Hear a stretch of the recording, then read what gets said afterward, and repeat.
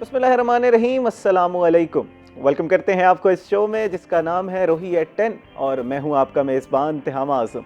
नाज़रीन, उम्मीद करते हैं कि आपके दिन का आगाज़ जो है वो अच्छा हुआ होगा। आज सोमवार है, पीर का दिन, हफ्ता रफ्ता की थकावट के बाद एक नई उम्मीद, एक नए जज्बे का दिन। कहते हैं कि अगर आपका सोमवार मंडे जो है वो अच्छा गुजरे तो आपके आने वाला वीक जो है वो बड़ा बेहतरीन गुजरता है। तो कोशिश कीजिएगा कि आज का दिन आपका पुरुम्मीद और बेहतरीन गुजरे। हम भी इसी कोशिश में आपके लिए आज एक बेहतरीन इन्फॉर्मेशन से भरा हुआ प्रोग्राम लेकर आए हैं। प्रोग्राम के पहले हिस्से में हमने बात करनी है मैटरनल हेल्थ के हवाले से। एक सेहतमंद माँ ही एक सेहतमंद नस्ल की बुनियाद होती है और आज हम बात करेंगे कि प्रेगनेंसी के दौरान क्या क्या कॉम्प्लिकेशंस हो सकती हैं, उन कॉम्प्लिकेशंस में से किस तरह निकलना है, कौन सी बुनियादी गलतियाँ माएँ कर रही होती हैं या पूरा ख़ानदान जो है वो मिलकर कर रहा होता है और उससे बचना किस तरह है। फिर अगर ये गलतियां हम बार बार करते रहते हैं तो उसका नुकसान क्या हो सकता है। इस पर तफसीलन गुफ्तगू करने के लिए हमारे साथ मौजूद हैं डॉक्टर रुबीना अख्तर साहिबा, जो कि इस खित्ते का बहुत बड़ा नाम है, बड़ी मारूफ गायनेकोलॉजिस्ट हैं। अस्सलाम वालेकुम मैम। वालेकुम अस्सलाम। Welcome to the show ma'am. बहुत शुक्रिया जी, आपने इस अहम मौजू के लिए वक्त निकाला। इंशाल्लाह ये वक्त तो हर वक्त निकालना चाहिए। Thank you so much ma'am. नाज़रीन, इन्हीं के साथ तशरीफ़ रखते हैं रिपोर्टर रोही न्यूज़ सैयद ज़ुहैब बुखारी साहब। इनसे ज़रा आजकल जो मुल्क के हालात चल रहे हैं उसके ऊपर तफसीलन गुफ्तगू करेंगे। ये जो फ्यूल क्राइसिस चल रहा है, इसी के साथ हम लोग बात करेंगे FBR और कस्टम की कारकर्दगी पे और थोड़ी सी लोकल पॉलिटिक्स के ऊपर भी गुफ्तगू करने की कोशिश करेंगे। अस्सलाम वालेकुम ज़ुहैब बुखारी साहब। वालेकुम सलाम। वेलकम टू द शो जनाब। Thank you very much. जनाब, आपसे ही स्टार्ट कर लेते हैं। मुल्क में एक फ्यूल क्राइसिस चल रहा है, हुकूमत की तरफ से सब्सिडाइज़ भी किया गया। कुछ प्लान था कि 2 व्हीलर्स को हम ऐप के ज़रिए कुछ पेट्रोल देंगे, उसका क्या बना दिया जा रहा है या अभी नहीं दिया जा रहा? बिस्मिल्लाहिर्रहमानिर्रहीम, बहुत शुक्रिया जी। लास्ट जो वीक है वो पाकिस्तानियों पर थोड़ा सा भारी गुजर रहा है और उसकी वजह मेरा नहीं ख्याल कि शायद गवर्नमेंट है, वो आलमी सतह पर जो कशीदगी इस वक्त जो बरकरार है, जो तेल की सूरत हाल है इस वक्त, तो उससे जो है वो पाकिस्तान भी उससे अफेक्ट हो रहा है। तो जब पाकिस्तान अफेक्ट होगा तो जाहिर सी बात है जो उसके असरात हैं वो पाकिस्तानी अवाम पर भी जो है वो पड़ेंगे। लेकिन उसके साथ साथ देखें, जब प्राइम मिनिस्टर साहब ने जो पहली बार कीमतें बढ़ाई लास्ट टाइम, और उसके बाद हमने देखा कि कीमतों में फिर कुछ कमी भी जो है वो की गई, क्योंकि एक प्रेशराइज सूरत हाल जो है वो बन चुकी थी, क्योंकि आवाम जो है रद्द-ए-अमल बहुत सख्त एक रद्द-ए-अमल आया। तो फिर गवर्नमेंट को जो है ये डिसाइड करना पड़ा कि हमें आवाम को फिर कुछ थोड़ा सा रिलीफ जो है वो मज़ीद जो है वो देना होगा। तो उसके बाद हमने देखा कि प्राइम मिनिस्टर ने वेरी नेक्स्ट डे जो है वो अनाउंस किया कि हम पेट्रोल की कीमत में इतनी कमी जो है वो करने जा रहे हैं। लेकिन अगर हम देखें कि उसके बाद जो असरात से ट्रांसपोर्टेशन है वो महंगी हो गई, उसके बाद आपका शेख-उल-नोश की कीमतें वो आसमान से बातें करने लगे फौरी, मतलब उसका रिएक्शन इतना इंस्टेंट था कि वो फौरी तौर पर चीज़ें जो हैं वो इंक्रीज़ हो गई। और उसके बाद सारे जो लोगों के मामलात हैं, जो स्केजुअल्स थे, खैर वो ट्रैवल के हवाले से हों, चाहे वो उनके फिर अगर उन्होंने कोई ग्रोसरी परचेज़ करनी थी तो वो बजट सारा लोगों का जो है वो डिस्टर्ब हो गया। अच्छा, किसी ने अगर 1 लीटर पेट्रोल डलवाना था तो उसको हाफ़ लीटर पर आना पड़ा, क्योंकि उसको अपना बजट मेंटेन करना था।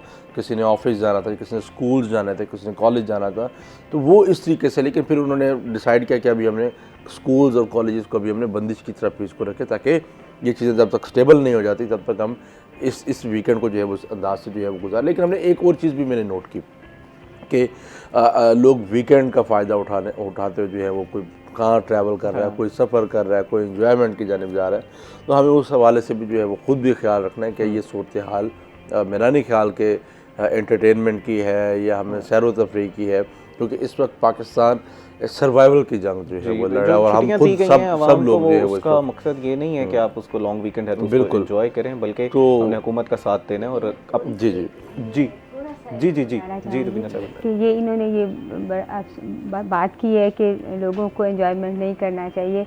पहले तो हुकूमत ने उनके गला घूंटा हुआ है। आप ये देखें कि इस्लामाबाद में आप जाएं तो वहाँ ना बिल्कुल एहसास ही नहीं होता कि पेट्रोल महंगा है या पेट्रोल के किराए चीज़ें, क्योंकि इतने लंबी कतारें वज़रा की और उनकी जो है ना वो वैसे की जैसे हर चीज़, हाँ जी, प्रोटोकॉल है।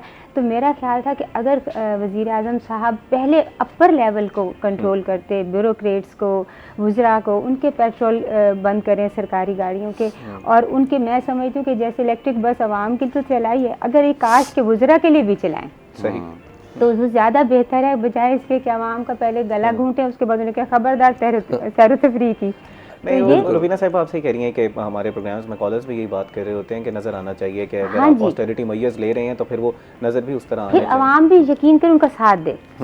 ये एक अच्छा इकदाम है। मैं समझता हूँ कि madam chief minister Maryam Nawaz Sharif साहिबा की जानिब से कि उन्होंने फौरी तौर पर जो ट्रांसपोर्ट है उसको फ्री किया पंजाब की आवाम के लिए। आई थिंक ये एक बहुत बड़ी एक ऐलान था, और मेरा नहीं ख्याल कि ये डिसीजन ऐसे ले लिया गया होगा। ये डिसीजन बहुत सोच समझ के लिया गया होगा, और उससे जाहिर सी बात है हुकूमत को कुछ नुकसान भी जो है वो बेयर करना पड़ेगा। लेकिन प्राइम मिनिस्टर साहब ने ये अनाउंस भी किया कि जो वफाकी काबीना के जो लोग हैं 6-6 माह की तनख्वाहें जो है वो नहीं लेंगे, क्योंकि देखिए ना सारा बोझ भी तो आप आवाम पर नहीं डाल सकते ना। देखिए बराह रास्त जो बोझ है वो आवाम पर ही पड़ रहा है। बिल्कुल ऐसे ही। जो अपर क्लास है, मैडम बिल्कुल ठीक कह रही है, जो अपर क्लास है उनको तो कोई फर्क बर्दाश्त नहीं करना, पड़ रहा। बिल्कुल। जो बर्दाश्त जो है वो निचले तबके का बंदा कर रहा है, निचले जो सफ़ेद पोश तबका है जिसने बड़े लिमिटेड रिसोर्स में अपने आप को जो है वो मेंटेन भी करना है, अपने आप को वेल ड्रेस भी रखना है, गुर्बत से पहले ही नीचे 2 रह रहा वक्त की था। रोटी भी खानी है, तो उसके लिए थोड़े से जो इश्यूज़ हैं। और चीफ मिनिस्टर जो पंजाब है वो पहले भी अच्छा काम कर रही हैं, और उम्मीद है कि वो अब भी इस मुश्किल हालात में भी पंजाब की आवाम के साथ भी खड़ी होंगी। और उसके साथ साथ जो पाकिस्तान पीपल्स पार्टी है, मैं समझता हूँ कि उनको भी अपना किरदार जो है वो अदा करना होगा। अभी गवर्नर KP आए हुए थे लास्ट टाइम, कल परसों की बात है, जब मैंने उनसे इंटरव्यू किया तो फिर मैं उनसे यही बात जो है वो पूछी कि पीपल्स पार्टी क्योंकि आवाम दोस्त जमात है, तो पीपल्स पार्टी इस पर क्या रिएक्शन दे रही है। तो वो कहते हैं पीपल्स पार्टी तो हमेशा से अवाम दोस्त जमात और अवाम दोस्त इक़दामात की हामी जो है वो रही है। तो हम चाहते हैं कि प्राइम मिनिस्टर साहब अवाम दोस्त फैसले करें, लेकिन हालात ऐसे हैं कि मुश्किल फैसले जो है करने पड़ रहे हैं। वो जो डिजिटली ऐप की हम बात सुन रहे थे कि आप रजिस्टर कराएंगे, जो ओनर्स हैं, बाइक ओनर्स हैं, और उनको फिर सब्सिडाइज रेट पर पेट्रोल मिलेगा, उसका स्टार्ट हो गई है? देखिए वो बिल्कुल स्टार्ट होगी। उसमें सूरत हाल जो है वो ऐसे कि वो एक बड़ा पेचीदा सा मसला है कि आप अपने आप को पहले ऐप पे रजिस्टर करवाएं, और मेरा नहीं ख्याल कि पाकिस्तान ये कोई शहरी जो है वो उसमें कोई इंटरेस्ट करेगा कि आपने जी पहले एक ऐप डाउनलोड करनी है, फिर आपने आपको रजिस्टर करवाना है सिर्फ 100 रुपये के सब्सिडी के लिए या 100 रुपये की बचत के लिए। मेरे ख्याल में लोग मैनेज कर लेंगे कुछ चीज़ें, मतलब कि मेजोरिटी, मेरा नहीं ख्याल कि मेजोरिटी उस तरफ जाएगी, लेकिन लोग उसको मैनेज कर लेंगे शायद ये समझ के कि यार ये चले एक शॉर्ट टर्म के लिए एक मोमेंट आया है, तो ये मोमेंट भी जो है वो गुजर जाएगा। लेकिन क्योंकि आलमी सतह की जो जंग है वो यही सोच रहे थे कि शायद हफ्ता 1.5 हफ्ता चलेगी, लेकिन वो अब तो जो बयानात आ रहे हैं उससे तो ये नजर आ रहा है कि बड़ी अब इसके असरात सालों रहेंगे। इसका असरात तो सालों रहेंगे, और हमने देखना भी है कि फिर असरात में से किस तरह निकलना है। कुछ पॉलिसीज़ और सनतकार जो तबका है, इंडस्ट्रियलिस्ट है, और उनसे ज़रा क्या असर लिया है, उनका क्या रद्द-ए-अमल है, वो भी आपसे जो है तफसीलन बात करते हैं। डॉक्टर रुबीना की तरफ ज़्यादा चलते हैं, मैटरनल हेल्थ पे थोड़ी सी बात कर लेते हैं। मैम ये बताइए आप अपने तजर्बे से कि हमारे यहाँ अमवात इतनी ज़्यादा क्यों हैं प्रेगनेंसी के बाद, और हम लोग जब रिपोर्ट पढ़ रहे थे उसकी शरह जो है वो कम हुई है, लेकिन अभी भी यहाँ पर मसाइल बहुत ज़्यादा हैं। तो मैं आपका तजर्बे से ज़रा जानना चाहूँगा कि हम लोग कौन सी ऐसी गलतियाँ कर रहे होते हैं? देखिए, सबसे पहले तो ये है कि वाकई आप सही कह रहे हैं कि जो सर्वे आ रहा है वो है कि 1 लाख में अगर से कम हुआ है 187 अभी भी डेथ हो जाती हैं, मेटरनल डेथ जो 187 हो जाती है। तो आप ये देखें कि जो एक माँ मरती है तो वो सिर्फ माँ नहीं मरती, वो औरत नहीं मरती, बल्कि वो अपने साथ एक ख़ानदान की मौत, ख़ास तौर पे जो उसके अगर उसके पहले से बच्चे हैं तो वो भी मर जाते हैं इखलाकी तौर पर और माशी तौर पर, जो है ना उनकी भी डेथ हो जाती है, क्योंकि जब जाहिर है कि वो धक्के माशरे के खाने के लिए ज़िंदा रह जाते हैं। बाप ने दूसरी शादी कर ली, फिर जो सतीली माँ के जुल्म हुए या उनके रिश्तेदारों के हुए, उनका कोई मतलब कि मैच नहीं है कि क्या उनके साथ क्या क्या जुल्म होते हैं। तो मुझे याद है अभी कि मेरे एक असिस्टेंट था, मेडिकल असिस्टेंट था, तो एक दफ़ा वो मैंने उससे पूछा कि तुम्हारी सतीली माँ है, तुम्हारे साथ कैसा सलूक करती है, तो उसका एक फ़िक्रा मुझे अभी तक याद है। उसने कहा था कि डॉक्टर साहबा हम घर में होते हुए भी नहीं होते, और ये फ़िक्रा मुझे कभी नहीं भूलता। तो इसलिए मैं समझती हूँ कि माँओं की सेहत, माँओं की ज़िंदगी इज़ द मोस्ट इम्पॉर्टेंट। तो उस लिहाज से हवाले से जरा हमारे मुल्क में मैं समझती हूँ कि सेहत और तालीम ये दोनों अभी तक बहुत पीछे हैं। अगर आप दूसरे ममालिक की निस्बत देखें, दूसरे ममालिक में आप जाएं तो जैसे ही प्रेग्नेंट होती है औरत तो उसको बहुत ज़्यादा फैसिलिटीज़ दी जाती हैं, उसको बहुत ज़्यादा केयर किया जाता है, और फिर टिल एंड और ना सिर्फ टिल एंड, बल्कि जब बच्चा हो जाता है फिर भी उसको मतलब कि बहुत ज़्यादा मराद दी जाती हैं और उसको बहुत ज़्यादा उसके बच्चे को भी बहुत ज़्यादा एक्नॉलेज किया जाता है। लेकिन यहाँ नहीं, यहाँ तो ये है कि बच्चा अभी होने वाला हुआ और अगर फ़र्ज़ करें उसकी तबीयत भी ख़राब है तो वो कहा जाता है कि जी कोई नहीं, हम भी ऐसे थे, सास और नंदे जो हमने भी पैदा किए हैं, हाँ हमने बर्दाश्त किया है, तुम कोई अनोखी हो। और पहले जो 4-5 महीने तो डॉक्टर के पास जाना ही नहीं चाहिए, क्योंकि अगर हम डॉक्टर के पास आप जाएंगे तो वो तो दवाइयाँ लिख देंगे, वो तो ऐसे ही जान के ये कर देते हैं वो कर देते हैं। तो मेरा ख्याल है कि ये अब पहले से ज़्यादा अवेयरनेस आ तो रही है लोगों में, ख़ास तौर पे जब से थोड़ी सी तालीम बेहतर हुई है, लोग डॉक्टर्स के पास जाने लगे हैं। और लेकिन पेरीफ्री में अभी भी बहुत बुरा हाल है। डॉक्टर बीना, जो बुनियादी हम कहते हैं कि जो तिब्बी ज़रूरियात होती हैं प्रेग्नेंट ख़वातीन के लिए, वो क्या होती हैं, वो ज़रा बताइए। और कब से जाना चाहिए डॉक्टर के पास? जैसे आप बता रही हैं कि लोग 3-3 4-4 महीने जो है वो फर्स्ट नहीं जाते, उसके बाद फिर जा रहे होते हैं, फिर हो सकता है कि उस टाइम तक कोई कॉम्प्लिकेशन हो चुकी हो, तो कब जाना चाहिए डॉक्टर के पास? मैं समझती हूँ कि जी जैसे ही 15 डेज़ आपके अबव हों, मिसिंग पीरियड हों आपके, तो आप ज़रूर डॉक्टर के पास जाएँ। और फिर उसमें ना बहुत 3-4 बड़ी मेन जो है ना वो चीज़ें होती हैं। जब आप जाते हैं पहली दफ़ा सेकंड मंथ में या थर्ड, बल्कि सेकंड मंथ में ही जाना चाहिए। उसमें ये होता है कि अगर खुदा ना खासा बच्चे की ग्रोथ नहीं हो रही, समटाइम ये होता है कि वो ब्लाइटेड ओवम होता है, मिस्ड अबॉर्शन होता है, बच्चे की ग्रोथ नहीं होती, तो फिर उसमें ये होता है कि हम इंजेक्शंस लगाते हैं, मेडिसिन देते हैं, टेस्ट करते हैं कुछ, ताकि हमें पता चल सके कि बच्चे की ग्रोथ अगर नहीं हो रही तो क्यों नहीं हो रही, और अगर बच्चा क्या आगे भी ग्रोथ कर सकेगा कि नहीं कर सकेगा, उसको मतलब हम उन्हें बताते हैं। तो फर्स्ट जो 3 मंथ्स होते हैं, फर्स्ट ट्राइमेस्टर जिसे कहते हैं, वो बहुत ज़्यादा इंपॉर्टेंट होता है। तो वो हमें लाजमी जो है ना डॉक्टर के पास पहले 3 मंथ्स में लाजमी लेके जाना चाहिए। जैसे मैंने पहले सवाल किया कि अमवात बहुत ज़्यादा हैं और कॉम्प्लिकेशंस भी बहुत ज़्यादा होती हैं, ये बताइएगा कि ज़्यादातर जो अमवात हो रही होती हैं उनसे बचा भी जा सकता है? अपने एक्सपीरियंस से ज़रा बताइए।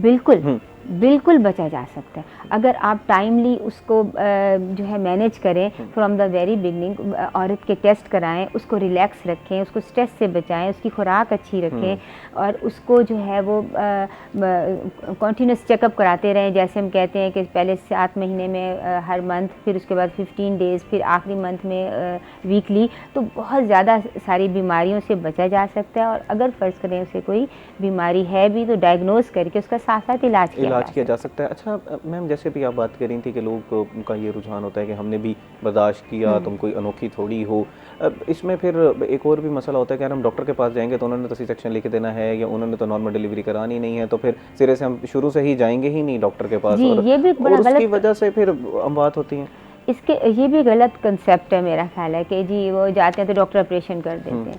मैं आपको बताऊं, आजकल ना लोगों का थ्रेशोल्ड भी कम है। जहां मेरा अपना एक्सपीरियंस है वो ये है कि अगर जो फीमेल होती है ना, उसकी जो मेका होता है ख़ास तौर पे, उसकी जो माएँ और उसकी बहनें, वो हमें ये कहती हैं आपने ना इसका नॉर्मल नहीं करना, डॉक्टर साहिबा आपने ये बड़ी इसकी सांस ऐसी है वैसी है। मतलब कि दोनों तरफ, मैं ये नहीं कहती कि सिर्फ ससुराल बुरे होते हैं, समटाइम ये होता है कि आपका मेकअप भी आपको ना वो उसमें कॉम्प्लिकेशंस पैदा कर देता है। वो कहते हैं जी हमारी बेटी तो दर्दें बर्दाश्त नहीं कर सकती, हमने तो उसे बड़े लाडों से पाला हुआ है, तो आपने ना इसका जो है ना वो नॉर्मल नहीं करना, आप इसकी सास को कह दें कि इसका ऑपरेशन ही होगा। तो अब देखिए बाज़ वक़्त ऐसा होता है कि जो लॉज होते हैं ना वो इतने अफोर्डिंग नहीं होते कि वो ऑपरेशन के खर्चे बर्दाश्त कर सकें। वो फिर क्या करते हैं, चुप करके मेके को बताते नहीं हैं, एंड टाइम पर उसे किसी दाई के पास ले जाते हैं। अच्छा मैं यही जानना चाहूँगा कि अपनी बात को भी कंप्लीट कीजिएगा, ज़रा ये बताइएगा कि ये जो इसरार होता है कि सी सेक्शन कर दिया जाए या इसरार होता है कि नॉर्मल डिलीवरी की तरफ जाया जाए, तो डॉक्टर को अपना फैसला लेने देना चाहिए। और जो सी सेक्शन है तो वो तो वैसे भी एक एक्सट्रीम मैयर है, अगर नॉर्मल नहीं हो रही तो उसके बाद फिर सी सेक्शन का सोचा जाता है, तो ये फिर फैसला डॉक्टर नहीं करना। एक अच्छा डॉक्टर जो होता है ना वो उनको गाइड करता है। कई दफ़ा ऐसा होता है कि मेरे पास अगर वो कह रही हैं एंड आई सेड कि नहीं जी ये तो नॉर्मली होगा, आप थोड़ा वेट करें, तो वो क्या करती हैं कि मेरे पास नहीं आती, देन वो किसी और डॉक्टर की तरफ मूव कर जाती हैं। और फिर मुझे कुछ महीने बाद पता चलता है या कि जी वो डॉक्टर साहबा वो पता हम आए थे तो वो आप थी नहीं अवेलेबल, तो फिर हमने फलां से ऑपरेशन करवा लिया। बट आई नो कि वो चाह रही थी ऑपरेशन, तो उन्होंने, मैंने कहती हूँ ठीक है, देखिए डॉक्टर ये तो नहीं कह सकता ना आपने ये गलत किया या कुछ नहीं, ओके बच्चा ठीक है, तुम ठीक हो, बस ठीक है। नाज़रीन, हम भी अपने प्रोग्राम से हमेशा ये बात कर रहे होते हैं कि ये जो सेल्फ मेडिकेशन है या हम इम्पोज करते हैं डॉक्टर के ऊपर कि हमारा इसी तरह इलाज किया जाए, हम जो जैसे एजुकेशन की आप बात करी थी कि आर्टिफिशियल इंटेलिजेंस आ गया, हम उस पर पढ़ लेते हैं, तो let the doctor do his job, his और हर जॉब। उनका काम है, उन्होंने पढ़ा है, पूरी ज़िंदगी लगाई है, और जब आप खुद हम ये फैसले करते हैं तो फिर उसका खुमियाजा जो है वो भुगतना पड़ता है। नाज़रीन, मज़ीद भी इसी अहम मौजू पर गुफ्तगू करते हैं, लेकिन अभी वक्त हुआ एक ब्रेक का, हमारे साथ रहिएगा।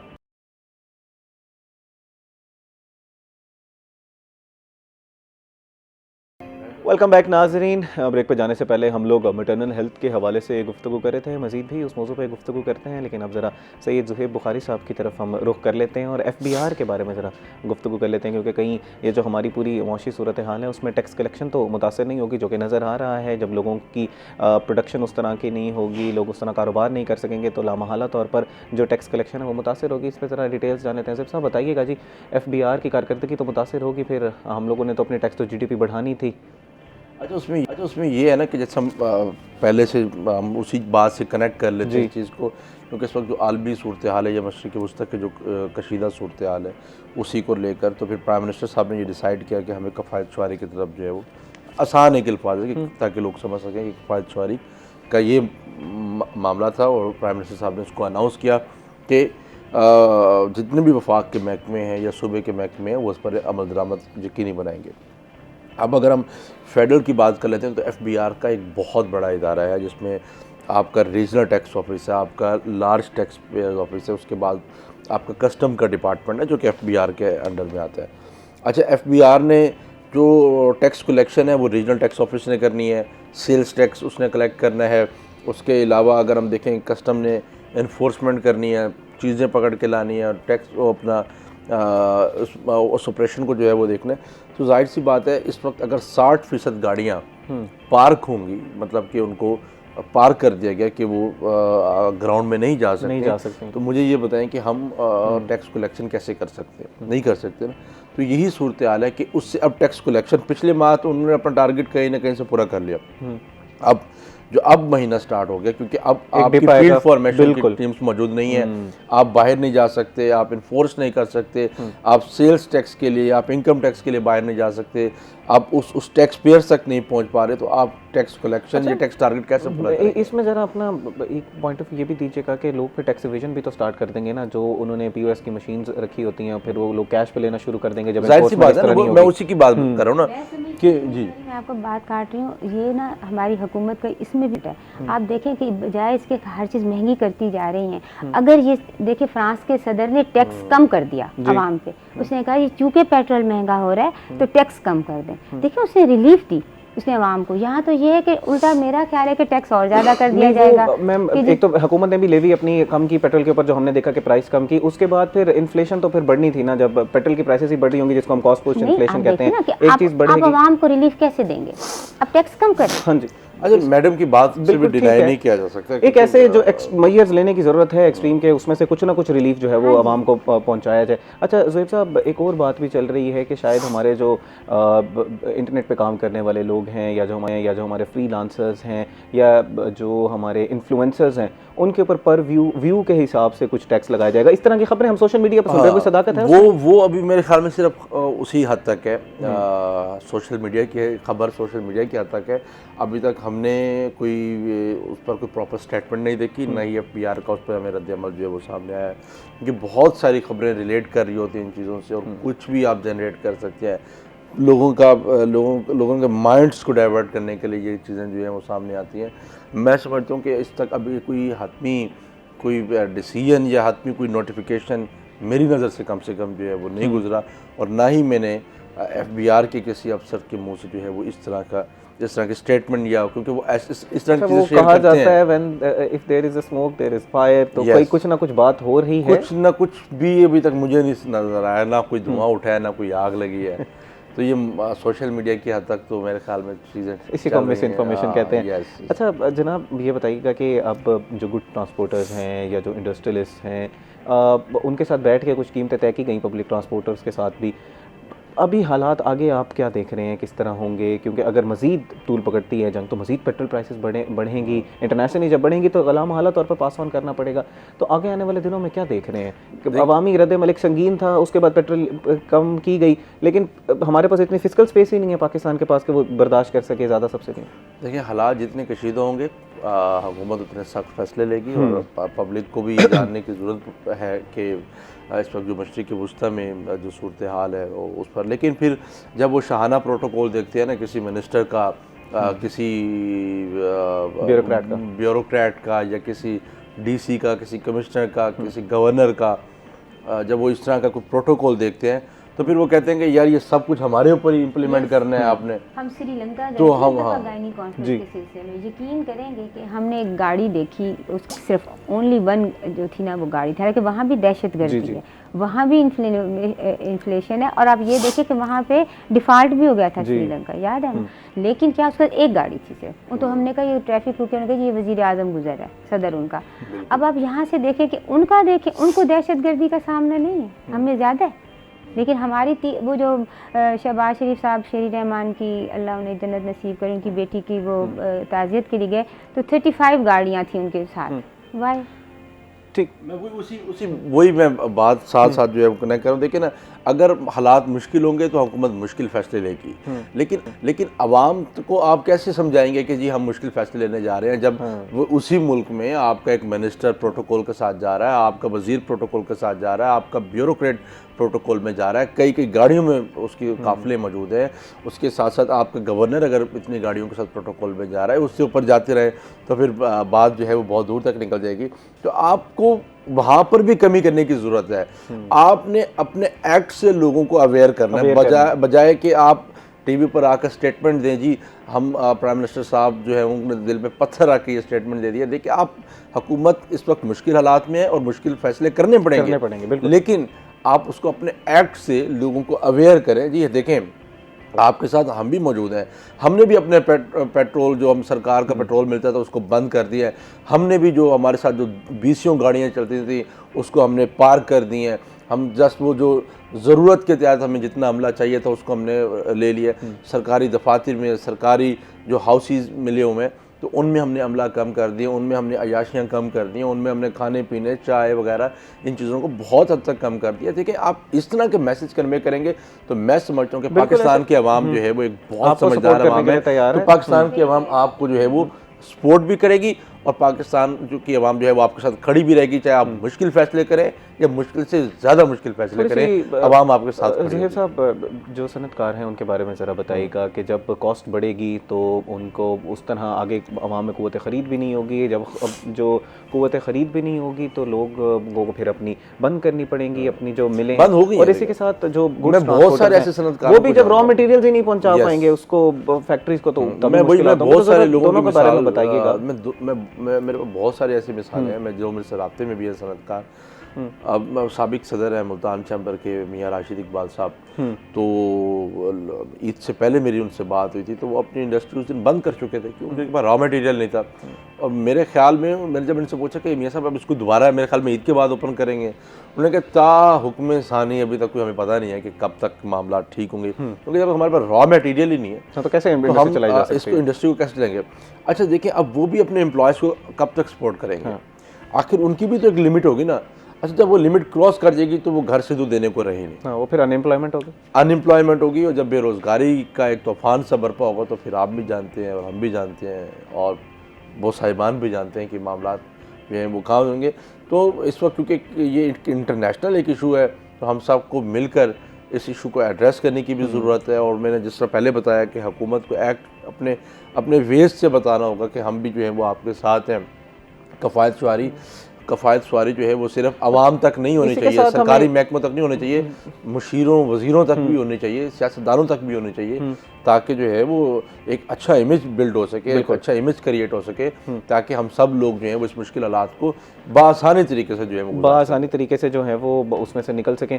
डॉक्टर रुबीना साहिबा, आप पे चलते हैं, ज़रा मैटरनल हेल्थ के हवाले से बात कर लेते हैं। हम लोग कॉम्प्लिकेशंस की बात कर रहे थे, आप बता रही थी कि बहुत सी ऐसी जो कॉम्प्लिकेशन से निकला जा सकता है। अच्छा, ये बताइएगा कि ये ज़्यादा मसला आप कहाँ पर देखती हैं? शहरी इलाकों में ज़्यादा मसाइल हैं या दही इलाकों में ज़्यादा मसाइल हैं, या आपको लगता है कि ये मजमूई तौर पर दोनों के ही हालात ऐसे हैं? दही में बहुत ज़्यादा, बिकॉज़ वहाँ पहले तो सोशल प्रेशर बहुत ज़्यादा होता है। औरत को अभी भी बहुत कमतर समझा जाता है।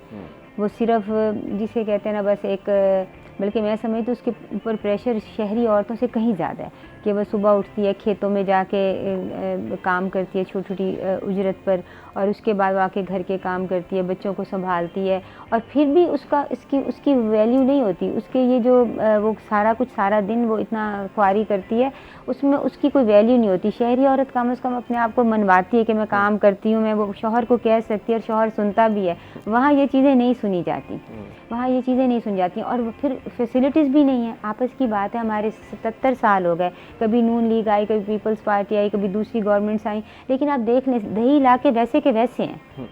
तो मैं समझती हूँ किस तरह बेहतर बनाई जा सकती है? अगर हम देखिए, सबसे पहले बात है कि वहाँ ना फ्री डिस्पेंसरीज बहुत ज़्यादा होनी चाहिए हमारे पेरिफेरी इलाके में। तो ये जो अभी छोटे सेंटर्स होने चाहिए। अच्छा, फिर जो सेंटर्स है ना, वो चले, अब ठीक है, पंजाब हुकूमत कह रही है कि जी वो टर्शरी केयर हॉस्पिटल, हाँ जी, वो जो सेंटर्स छोटे, उसके बाद लेडी हेल्थ वर्कर्स भी तो काम कर रही हैं। जब आप जाएँ, आप यकीन करें कि मेरे पास पेशेंट्स आते हैं ना उनके पास अल्ट्रासाउंड सही होती है, अल्ट्रासाउंड रखी तो हुई है, लेकिन कोई मुस्तनद डॉक्टर नहीं है। बस वो वैसे जी अल्ट्रासाउंड वो ऐसे फेर के, उन पर यकीन करेंगे कि जब वो आते हैं ना, उनके पास जो रिपोर्ट्स होती हैं अल्ट्रासाउंड की, बिल्कुल फेक होती हैं। सही। वो एक बस एक जिसे कहते हैं ना, एक जस्ट शो ऑफ है। असल वहाँ अमला ही नहीं होता। कि डॉक्टर रुबीना साहिबा, बिल्कुल आप सही बात करिए कि ऑन पेपर तो हमें नज़र आ रहा होता है कि जैसे लेडी हेल्थ वर्कर्स जो हैं वो काम करेंगे, टर्शरी केयर हॉस्पिटल जो है वो काम कर देंगे, लेकिन उनके अमले के ऊपर चेक एंड बैलेंस करने की जो है ज़रूरत है। इकदाम तो हुकूमत की तरफ से बहुत अच्छे बनाए जा रहे हैं, लेकिन उसके ऊपर चेक एंड बैलेंस रखना भी बहुत ज़रूरी है। नाज़रीन, इसी मौके पर मज़ीद भी गुफ्तगू करते हैं, लेकिन अभी वक्त हुआ एक ब्रेक का, हमारे साथ रहिएगा।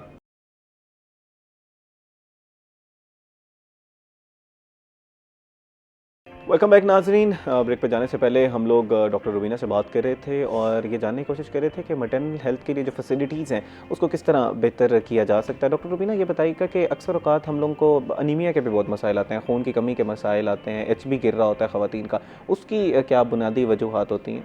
इसकी वजूहात यही है, खुराक की कमी सबसे बड़ी बात, कि इवन आप 4 फ़र्ज़ करें कोई किन्नू लाता है अगर मर्द घर में, तो अगर 5 बच्चे हैं तो माँ ना उनको दे देगी सारा, और अपना हिस्सा जो है वो बिल्कुल नहीं रखेगी। तो मसला ये होता है कि उसका ना ख्याल भी नहीं रखा जाता कि अगर फ़र्ज़ करो प्रेग्नेंट है, तो अगर वो काम कर रही है तो बस ठीक है, वो सेहतमंद है। हाँ, अनटिल अनलेस वो मंजी पे ना पड़ जाए या उसकी बेचारी की बुरी हालत ना हो जाए, तो फिर उसको कहीं डॉक्टर के पास ले जाया जाता है। तो ये बड़े अच्छा, फिर ये आप ये देखें कि जब मैटरनल हेल्थ आपकी इतनी पुअर होगी तो आपके बच्चे पे बहुत ज़्यादा असर होता है। ये कोई नहीं समझता। आप देखें कि जब बच्चे जो है वो पैदा होता है, तो अक्सर ये होता है कि जो अगर एनीमिया है उसे बहुत ज़्यादा प्री मैच्योर जो है वो बच्चा पैदा हो जाता है। अब प्री मैच्योर जब पैदा होगा, डेफिनेटली उसकी हेल्थ बहुत ख़राब होगी, और खुदा ना खास्ता उसको इन्फेक्शंस के चांसेस भी बहुत ज़्यादा हो जाएंगे, और उसकी जान को भी ख़तरा होगा। सिमिलर ये होता है कि दाइयों से केस कराया जाता है। मेजॉरिटी कहते हैं जी डॉक्टर के पास जाएंगे, बहुत महंगे हैं, ये हैं, वो हैं, तो जी कोई नहीं, हमारे तो फ़लानी ने भी कराए, हमारे तो फ़लानी ने भी कराए, तो कुछ भी नहीं होता।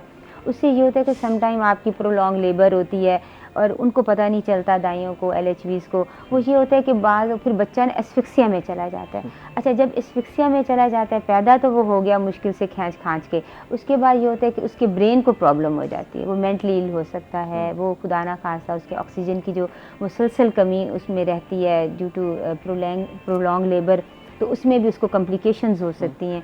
इसी तरह बाज़ों का ये होता है कि कंजेंटल डिफॉर्मिटी भी होती है, जिसकी वजह से बच्चा जो है वो अच्छा, इसमें ये बताइएगा कि जैसे आपने पेरिफेरीज की तो बता दिया कि वहाँ पर मसाइल हैं, जो शहर के बड़े अस्पताल हैं, अगर वैसे तो अगर हर कोई वहाँ पर जाएगा तो फिर पहले ही लोड उन अस्पतालों पे बहुत ज़्यादा है, तो वो मज़ीद बढ़ जाएगा।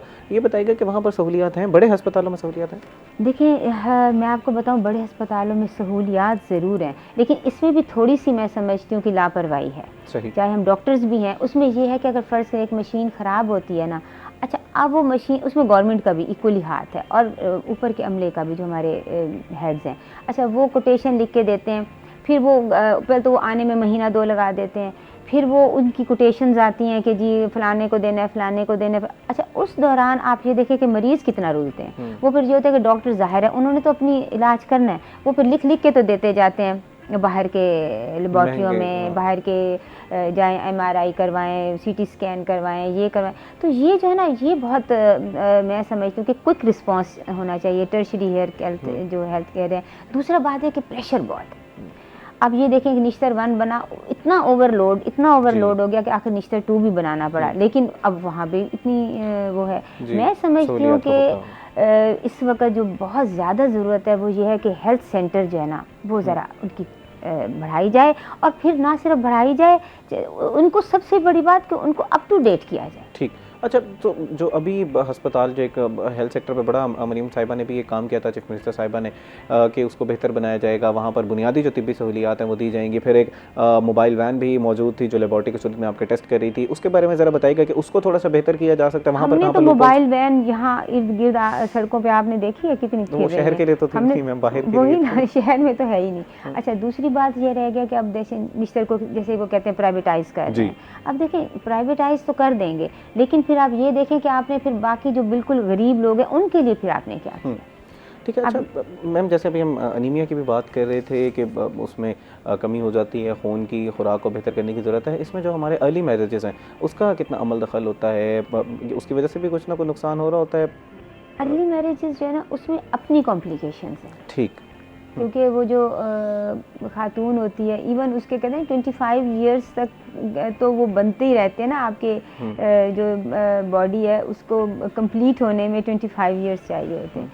तो जब वो बेचारी 16 साल की 17 साल की उसकी शादी कर देंगे तो वो तो बेचारी अपने ही जिसे कहते हैं उसमें अपनी ही जिसे बहुत सारी डेफिशिएंसियां रह जाती हैं। तो ये जो है ना ज़्यादती है। मैं समझती हूँ कि कम से कम भी अगर 18 साल से कम की शादी नहीं होनी चाहिए, ताकि उस बेचारी को घर भी संभालना आए, उसको कोई उसके ऊपर। एक कॉलर हमारे साथ मौजूद हैं, उनका जो है वो सवाल ले लेते हैं। अस्सलाम वालेकुम जी, अपना नाम बताइएगा और सवाल कीजिएगा। जी जनाब, सवाल कीजिएगा। जी सर, मेरी बीवी को ना छोटे पेशाब का मसला है, ये कई सालों से है, दवाइयाँ भी ली हैं बहुत ज़्यादा, तो लेडी डॉक्टरों को भी चेक कराया है, कोई मसला भी नहीं बताता, अल्ट्रासाउंड भी करवाए, दवाइयाँ लिखकर दे देते हैं खा कर, बल्कि अब तो उनका जो है ना जिस्म भी फूल रहा है। तो क्या मसला है? यूरिन का मसला क्या है भाई? यूरिन का मसला बताइएगा, पहले अपना नाम बता दीजिएगा, उसके बाद यूरिन का जो मसला आ रहा है वो बताइएगा। पेशाब का मसला है ना? नहीं, क्या है कि बार बार आता है, दर्द से आता है? जी जी जी, बार बार आता है और 2-2 कतरे आ जाता है, सर चकराने लग जाता है। मैं मोहम्मद फरहान बात कर रहा हूँ भागलपुर से। ठीक है। अच्छा जी। फरहान साहब आपका सवाल, मैम आप कुछ और पूछना चाह रही हैं? फरहान साहब आपका सवाल हमने ले लिया, अब जवाब हम ले लेते हैं। अब ये कि उन्होंने अल्ट्रासाउंड कराई, उसमें भी कुछ नहीं निकला। उसकी उम्र कितनी है? उम्र है इनकी 35 साल। 35 साल। 35। कितने बच्चे हैं? बच्चे 4 हैं। 4 बच्चे हैं। नॉर्मल डिलीवरीज हुई हैं?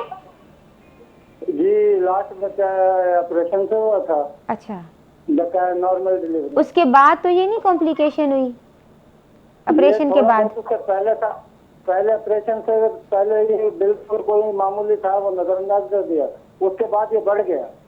ऑपरेशन के बाद बढ़ गया। ठीक है।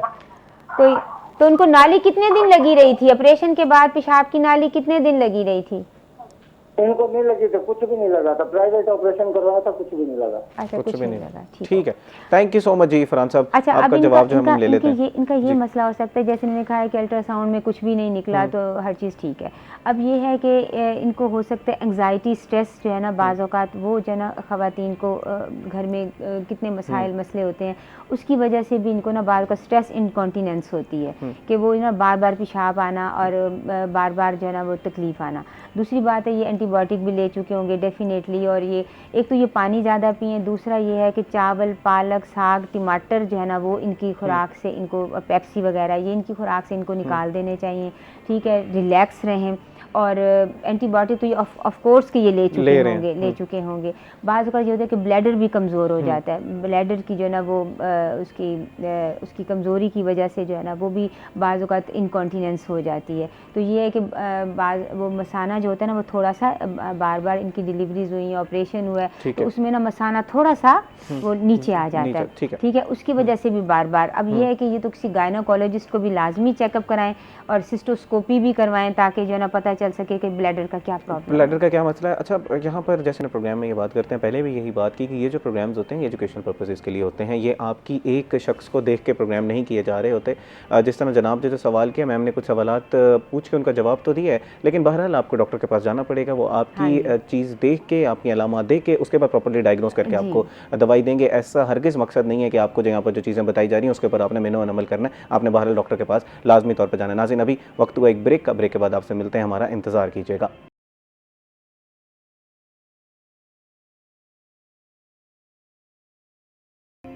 वेलकम बैक नाजरीन। ब्रेक पे जाने से पहले हम लोग मैटरनल हेल्थ के ऊपर गुफ्तगू जो है वो कर रहे थे। थोड़ी सी अब लोकल पॉलिटिक्स के हवाले से गुफ्तगू कर लेते हैं। NA 148 के काफ़ी ज़्यादा जो है वो मसाइल चल रहे हैं, लोग बड़े नाला हैं, वहाँ के लोग जो हैं वो कह रहे हैं कि जो अरसा दराज से पीपल्स पार्टी के साथ थे वो कह रहे थे कि हमारे लिए कोई 30 करोड़ रुपए का कोई फ़ंड था जो हमसे वादा किया गया, हम पे लगाना था। अली कासिम गिलानी साहब जो है वो इसका बाकायदा खुद भी जवाब दे गए थे, आप उस टाइम पर साथ ही मौजूद थे, आपने कहा कि इसमें कुछ जो है वो मसाइल का हल निकाला गया। थोड़ी सी अब आज की डिटेल्स ज़रा बता दीजिएगा, जो सोशल मीडिया पर खबरें सुन रहे हैं वो सदाकत रखती हैं, ये मसाइल हल हो गए हैं उस हल्के के?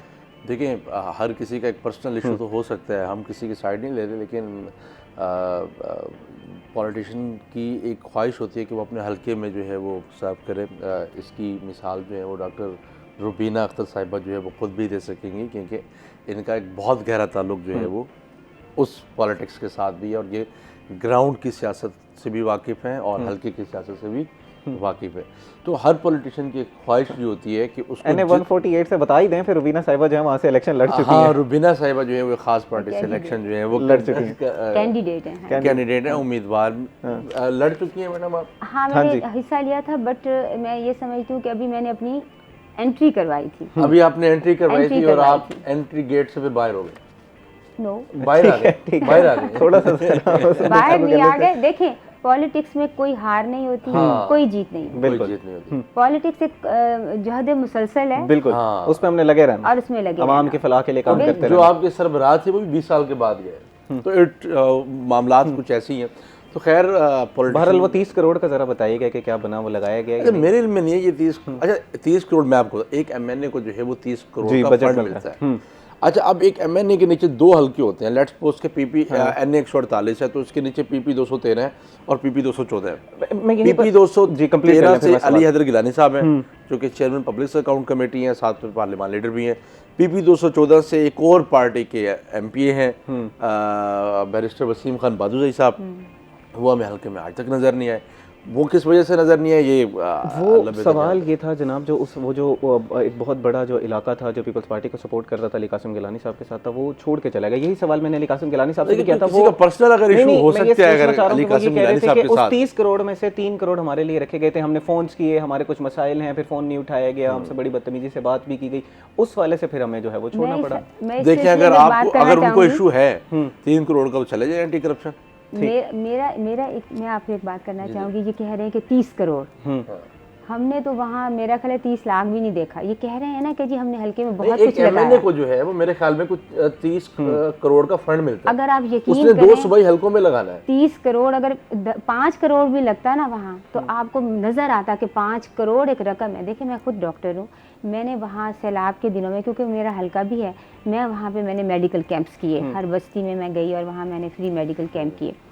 आप यकीन करें कि जो मैंने कोई ऐसी चीज़ नहीं देखी। हाँ, ये आते था, कोई उनका जीप आती थी, कोई थोड़ा सा राशन दिया हुआ और वो उनको दे जाते थे, लेकिन ने कोई काम नहीं किया। मैं ये नहीं कहती कि बिल्कुल काम नहीं किया। मेरी एक बात सुने, मैं यहाँ पर इंटरजेक्ट करना चाहूँगा। बेहतर ये होता कि अगर दूसरी नुमाइंदा जमात का जो है वो रिप्रेजेंटेटिव हमारे साथ मौजूद होते तो ज़रा बेहतर होता। पर्सनल आपको जो मेरा पर्सनल एक्सपीरियंस था, आप ये देखें कि इन्होंने खेमे दिए, चले जी दिए।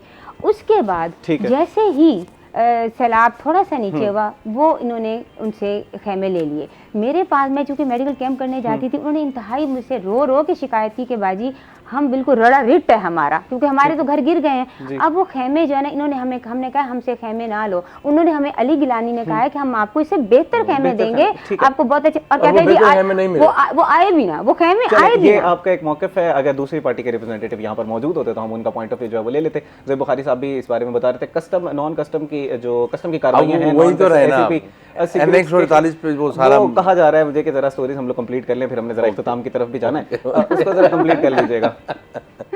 कैन यू रिपीट जो जी, कस्टम्स की कार्रवाइयों के बारे में जरा बताइएगा कि एनसीपी जो हमारी नॉन कस्टम पेड सिगरेट्स हैं उनके खिलाफ कार्रवाई की गई और दीगर की कार्रवाइयाँ कर रहे हैं। नॉन कस्टम पेड जितने भी स्मगल आइटम्स हैं उनके खिलाफ डीसी कस्टम्स जवादुल हसन साहब जो है वो ऑन ग्राउंड है मुल्तान में। उन्होंने स्मगलिंग के खिलाफ बड़ा ज़बरदस्त क्रैकडाउन जो है वो किया हुआ है supervision of collector custom Sumer Mohsin सतारड़ की निगरानी में, और उनकी हदायत पर वो अमल दरामद करते हुए हमने देखा कि कंट्री वाइड सिगरेट्स के खिलाफ ऑपरेशन जो है वो किया जा रहा है कि जो कि नॉन कस्टम पेड सिगरेट्स थे।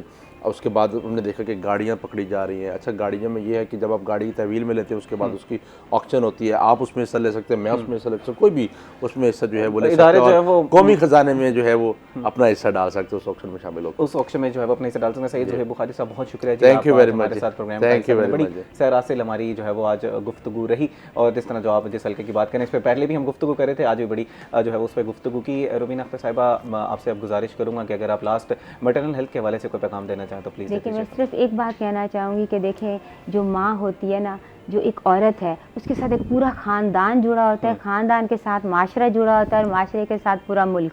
तो काइंडली उसका ख्याल रखें, उसकी सेहत का ख़ास तौर पर, क्योंकि अगर एक सेहतमंद माँ है तो वो, मैं समझती हूँ, एक सेहतमंद बच्चा पैदा करती है, और सेहतमंद बच्चा जो होता है वो एक कारआमद जो है वो मुल्क का शहरी बन सकता है, कारआमद मुल्क का शहरी बन सकता है। डॉक्टर रुबीना अख्तर साहिबा, बहुत शुक्रिया जी, आज हमारे साथ आप प्रोग्राम का हिस्सा बनी और इस नहायत ही अहम मौजू पर आज हमने गुफ्तगू की। नाज़रीन, उम्मीद करते हैं कि प्रोग्राम का पहला हिस्सा आपको पसंद आया होगा। जैसे रुबीना अख्तर साहिबा ने जो बताई हैं, तजावीज़ दी हैं, उस पर लाजमी तौर पर अमल कीजिएगा। इंफरादी तौर पर वो जो हुकूमत के हवाले से मैम ने बात की कि उनको भी देखने की ज़रूरत है। नाज़रीन, अभी वक्त हुआ एक ब्रेक का, ब्रेक के बाद आपसे मिलते हैं एक नए टॉपिक, एक कुछ नए गेस्ट के साथ, हमारा इंतज़ार कीजिएगा।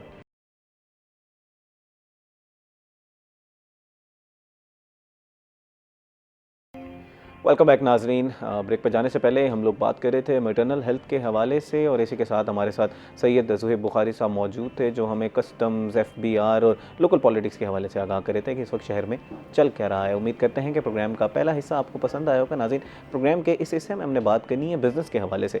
हमारे पास अक्सर औक़ात इन्वेस्टमेंट जमा हो जाती है, कुछ पैसे जमा हो जाते हैं और हम सोच रहे होते हैं कि हमने इस पैसे को इन्वेस्ट कहाँ करना है। कोई बिज़नेस अगर हम करना चाहते हैं तो बिज़नेस एक तो मेरे लिए है कौन सा, उसको भी अंडरस्टैंड करना है, और फिर मैंने इन्वेस्ट कैसे करना है। तो इस सारी सूरत हाल को, ये जो सारा बिज़नेस के रिलेटेड जो मैटर्स हैं, इसको आज समझने की कोशिश करेंगे। हमारे साथ तशरीफ़ रखते हैं नहायत ही काबिल एहतराम आसिफ शहजाद साहब, जो कि बड़े मारूफ बिज़नेस ट्रेनर एंड कंसल्टेंट हैं। अस्सलाम वालेकुम सर। जी वालेकुम, welcome to the show sir, बहुत शुक्रिया जी, आपने हमारे लिए वक्त निकाला। Thank you. और आज इस तरह के जो हमारे मुल्क की इकॉनमी के जो हालात हैं उसमें किस तरह बिज़नेस कर सकते हैं उसके ऊपर तफसीलन जो है वो गुफ्तगू करेंगे आपसे। नाज़रीन, इन्हीं के साथ तशरीफ़ रखते हैं नासिर मंगाना साहब, जो कि बड़े मारूफ एडवोकेट हैं। इनसे आज हमने डेफेमेशन और लाइबल लॉज के हवाले से गुफ्तगू करनी है। ये लॉज किस तरह आपकी हेल्प कर सकते हैं और क्या इन लॉज का गलत इस्तेमाल तो नहीं किया जा रहा। फिर ये जो अभी रिसेंटली हमने एक देखा कि कानून जो केस हुआ है अली ज़फ़र और मीशा सफ़ी के जो दरमियान केस था, उसका बड़े अरसे बाद एक फ़ैसला आया है, और जो फ़ैसले में कहा गया है कि मीशा सफ़ी साहिबा ने अब अली ज़फ़र को जो है वो कुछ पेमेंट जो है वो करनी है। बड़े अरसे बाद इसका फ़ैसला है। इस केस को बुनियाद बनाते हुए इस चीज़ें को समझने की कोशिश करेंगे कि डेफेमेशन के लॉज काम किस तरह करते हैं, लाइबल लॉज काम किस तरह करते हैं, और ये केस जो है वो कितना इंपॉर्टेंट था, इस पर तफसीलन गुफ्तगू करेंगे। अस्सलाम वालेकुम sir, welcome to the show. Nasir साहब, बहुत शुक्रिया जी, आपने हमारे लिए वक्त निकाला। आपसे ही ज़रा स्टार्ट कर लेते हैं, ज़रा इस केस के बारे में बताइएगा, ये केस था क्या और क्यों इतना अहमियत जो है वो हासिल करके आई। चलिए सर, मैं आपकी मार्फत हमेशा आप हमें बुलाते रहते हैं। सबसे पहले तो मैं आपको शुक्रगुज़ार हूँ, क्योंकि आपकी जो सहाफ़त है और आपका जो चैनल है वो आई थिंक इस वक्त नेशनल लेवल पर भी आ गया है। तो फ़र्स्ट ऑफ़ ऑल मैं आपको जी मुबारकबाद पेश करता हूँ। सेकंड ये है कि डेफामेशन के हवाले से मैं आपको ये बताता चलूँ कि ये एक फंडामेंटल राइट है, और इसका इंग्रेडिएंट ये है कि अगर कोई भी शख्स आपको पब्लिकली हार्म करता है, फॉर एग्ज़ाम्पल कोई ऐसी स्टेटमेंट पास करता है, कोई ऐसा इलीगल एक्ट करता है कि जिससे आपकी इज़्ज़त पे हर्फ आता है, जिससे आपकी किसी भी कोई भी ऐसी प्रॉपर्टी जो आपके साथ अटैच है वो उस पर अगर आँच आती है, तो आप पे एक लायबिलिटी फ़िक्स हो जाती है। सही। ठीक है।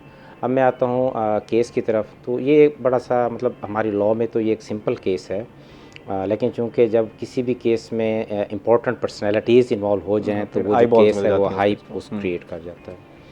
तो इसमें ये हुआ कि जो साहिबा हैं, ख़ातून हैं जिन्होंने ये केस किया, तो उन्होंने ये कहा जी कि मुझे इलीगली जो है ना हरास किया गया है वर्क प्लेस पे, और इस तरीके से उन्होंने एक ग्राउंड बनाते हुए तो एक केस दायर किया, और इस पे उन्होंने इल्ज़ाम लगाया जो एक सिंगर हैं उन पर।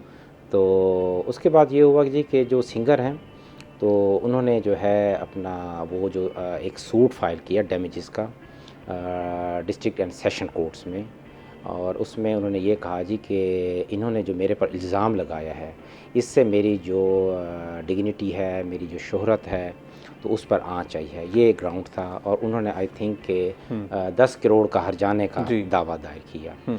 तो उसके बाद ये हुआ कि एज़ पर ट्रायल वो सारा ट्रायल उसका हुआ, और उसमें 280 प्लस जो हैं डेट्स हुई, और इनकी तरफ से भी जो है सिंगर है मेल सिंगर की तरफ से भी एविडेंस है, और उसके बाद जो है जो फीमेल सिंगर थी जिन्होंने वो इल्ज़ाम लगाया था और जिनके रिबर्ट में उन्होंने जाके वो सू फाइल किया था, तो उनकी तरफ से भी एविडेंस पेश हुए।